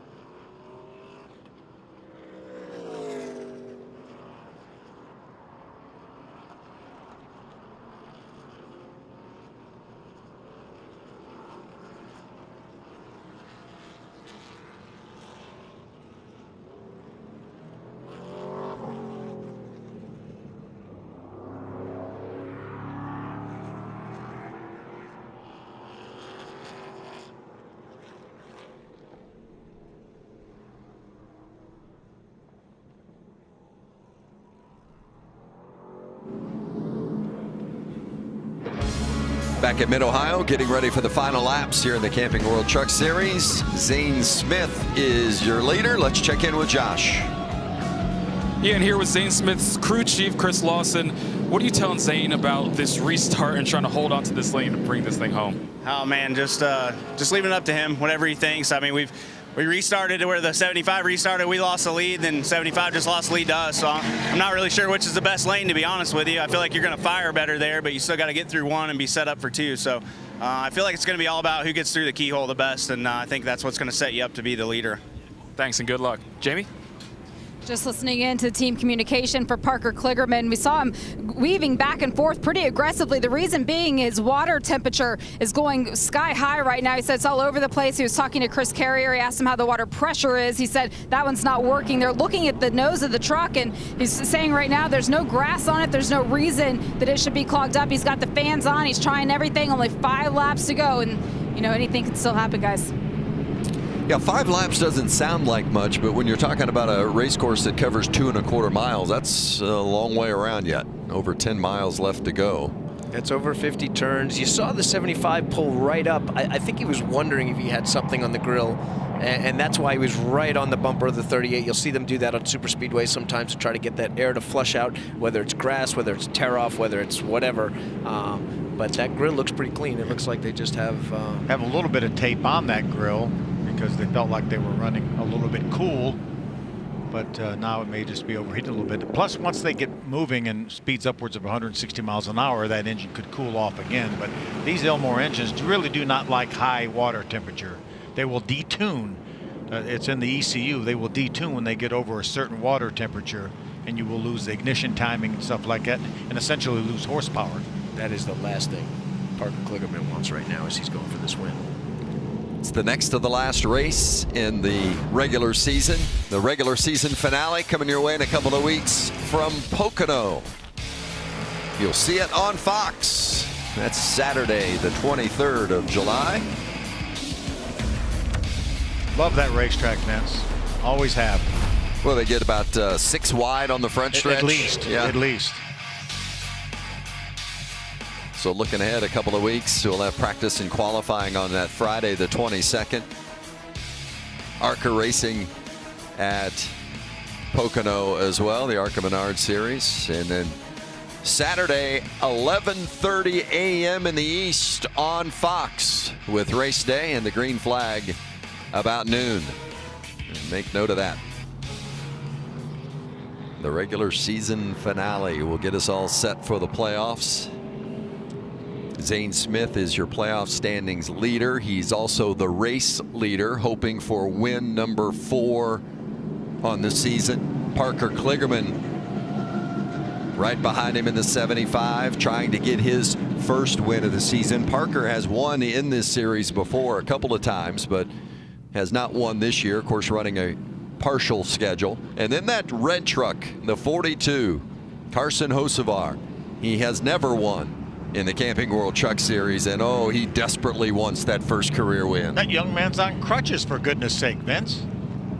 He is indeed. Hobbles to the truck, climbs in, and you never know it. Boy, inside that truck. He is getting after it. 17 different winners the last 17 road course races. And some big names. Ron Fellows, in this group. One of the best road racers around. Andy, I know you've spent a lot of time racing against Ron Fellows. I've had him as a teammate before. I've watched him. He was a hero of mine growing up, and absolute rock star behind the wheel. Of course, if Zane Smith would win this race today, it would break that streak, because Zane won earlier this season at COTA. You see the road course history here for the Camping World Truck Series. First career win on a road course. Boris said Ron Fellows, Chase Elliott, Austin Cindric. Maybe Carson Hocevar adds his name to that list today. Let's take a look back at 4th and 5th here. Friesen, up as high as he's been all day. Can't count him out. After COTA, after being right there on the last lap, could have won it with a half a lap to go. And then 18, we've kind of given him enough grief all through qualifying, and here he is sitting in the top 5. ready to go out a win here. Been very aggressive on restarts. Chandler Smith. Expect the 42 to be pushing, expect the 18 to push, and expect that inside line to get a good hole shot here. Going to be 3 to go, Vince. Zane Smith in the 38, Kligerman in the 75. They've split the first 2 stages, and they are the 2 out front to battle for the win. 3 laps left at Mid-Ohio.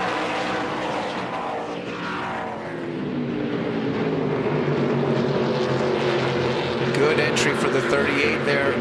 Hocevar pulls up alongside of Kligerman for second. Kligerman trying to defend his position against Friesen. Zane's trying to guard against overdrive in that corner like he did on the last restart. Kligerman's got the inside position. Zane went a little deep. Still a good drive off for the 38 though. Zane's got that drive. Parker's going to try to pack a little air into that right rear. For the lead, Kligerman and Zane Smith in the final laps at Mid-Ohio. Kligerman's going to get the spot. Back in the front is the 75. Hocevar and Friesen battling for third, and Hocevar's going to get that position. Man, it is tight back there. They're leaning on each other little by little. That's going to let Kligerman and Smith get away a tiny bit. Oh, the 88 Crafton has gone around. The 44 of Chris Wright as well, but we stay green. Well, the last thing Kligerman wants now is a caution and have to do that restart again. They've got a little bit of a gap over Hocevar now in third. Looks like they'll be able to settle it among themselves. Can we see Zane coming to 2 to go here? Go to school on Parker again. Maybe pull off the same exact move. Parker wants to shut him down. Nearly contact, but Zane Smith gets to the inside and pulls up alongside Kligerman again for the lead. Full replay of the first time he went for it. Who's going to go deeper into the keyhole? They're both pretty deep. Parker's on the preferred line. If he can square it up and get that drive off, it's his. Kligerman's got the spot. Smith right there in the shadow. Parker's got to choose. Does he stay on the dry line, sweep in from wide, get that big radius in, or does he defend because he knows the 38? He's going to defend. He's got to defend. He's got to park him wherever he can. He's got to take whatever air off that nose that he can so that that truck doesn't turn into the fast stuff very well. Oh, Parker locks the rears a little bit. Good battle here. These 2 going at it could let the 42 catch back up. Through Thunder Valley, 38 is right there. 38's got a good truck. He is right there. He's made all the moves, though, down the front straightaway, going into turn 1 and 2. He's got the 75 looking in his mirrors more than he's looking out his windshield right now. And that's exactly the place you want to put that. You want to put that pressure on that leader to make that mistake. He can't drive around 99% right now. It's got to be right on it. And that's here. Strong man, the 38 gets such a good run off an unusual corner here. The white flag, it's the final lap. 1 lap left. Kligerman and Zane Smith battling for the lead. Will we have our 18th different winner, or will Zane Smith finally break the streak? Remember how much carnage we had in this back part of the racetrack over here, the technical part in the S's when they get there. So important here, who gets this drive off. This is going to be the real last place that the 38's got to make a pass here cleanly without using that bump and run. There's an extra 50 grand on the line. 38's pretty far back. Will he get it in there? Tries it in deep, but Kligerman's got the spot, and Smith can't get there. It's down to these 2. Hocevar more than a second back. Kligerman gaps Zane Smith just a bit.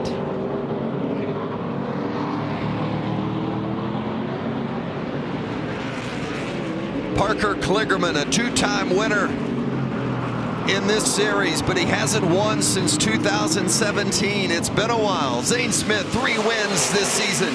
Can Smith get to the bumper and make another move on Kligerman before the end in the final lap here?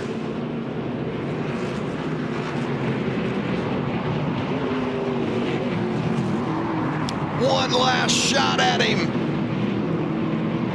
One more time. Can he get to the bumper? No, it's Parker Kligerman winning at Mid-Ohio.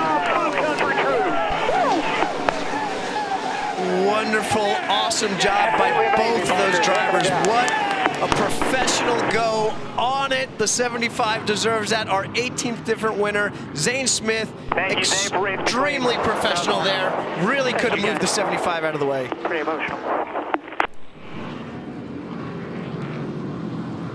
Great job in there, bud. Go plant your flag. Praise God. Great job, Parker. Great job, everybody. I'm so proud of everybody. I'm so proud of everybody. I love you, Parker.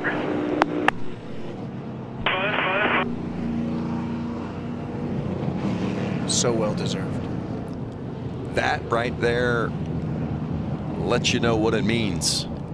All that hard work, how good it feels when it finally pays off. But I love that's how you run a race. Zane Smith could have taken him out several different times on that last lap, in addition to every other lap of this race.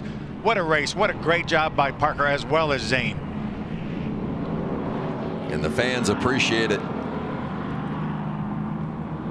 You know, so many times in all the levels this season, we've seen drivers take others out, and I will agree with you. I think you got to tip the cap to Zane Smith with the way he drove it right there at the end. Drove it like a professional in the way it ought to be done. And Parker was behind Zane 2 or 3 times too, and he didn't knock him out of the way. He passed him clean. Both of those trucks are rolling into victory lane and into tech now. Totally clean. Really well run race for as many times as they were side by side. True testament to both of their talents. Really, really cool to see this. I love when small teams get the victory. And then you gotta really appreciate Zane's just head on his shoulders. He's still thinking that 15 bonus points for that championship. He's gonna leave here with a huge points lead and big picture. Parker Kligerman has worked so hard in recent years to try to get a full-time ride, and he's been so close. Thought he had it for this season, as you see Crafton have a frustrated bump to the 22 of Austin Wayne Self. Kligerman thought he had the full-time ride for this season, and it didn't come through. And he said, I'll take the part-time truck schedule. I'll join this Chris Carrier group and continue to race with them. And it has paid off today as Kligerman gets his 3rd career win in the Camping World Truck Series. This is a very narrow front straightaway here to be swinging this big truck bed around without taking no spoiler out off the pit wall. That's the last road course race, right? Yeah. The trucks, okay. They got all year to fix it. All right.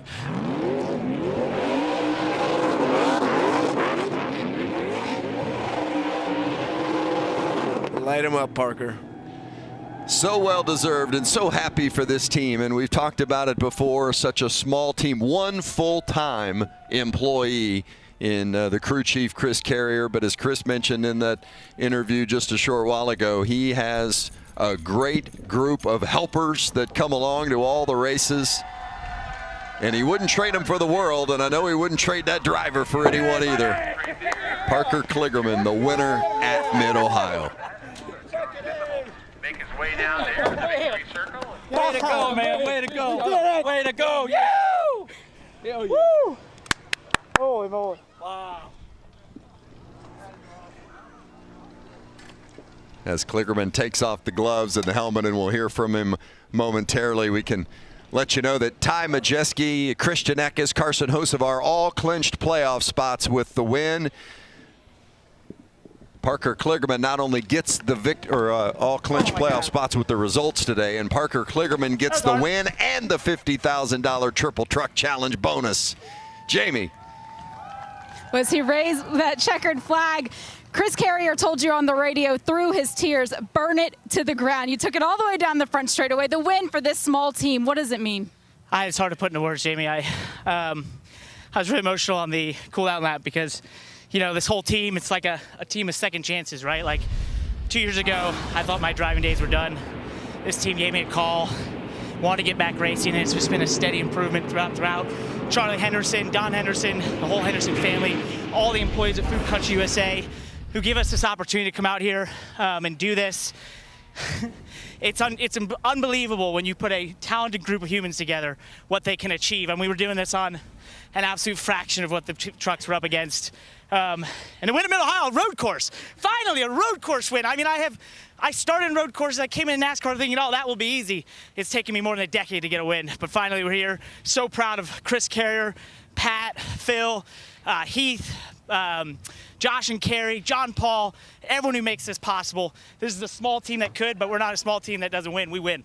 And you won at Mid-Ohio. You also take home a $50,000 check for the Triple Truck Challenge. Congratulations on a job well done. That's awesome. Hey, come here.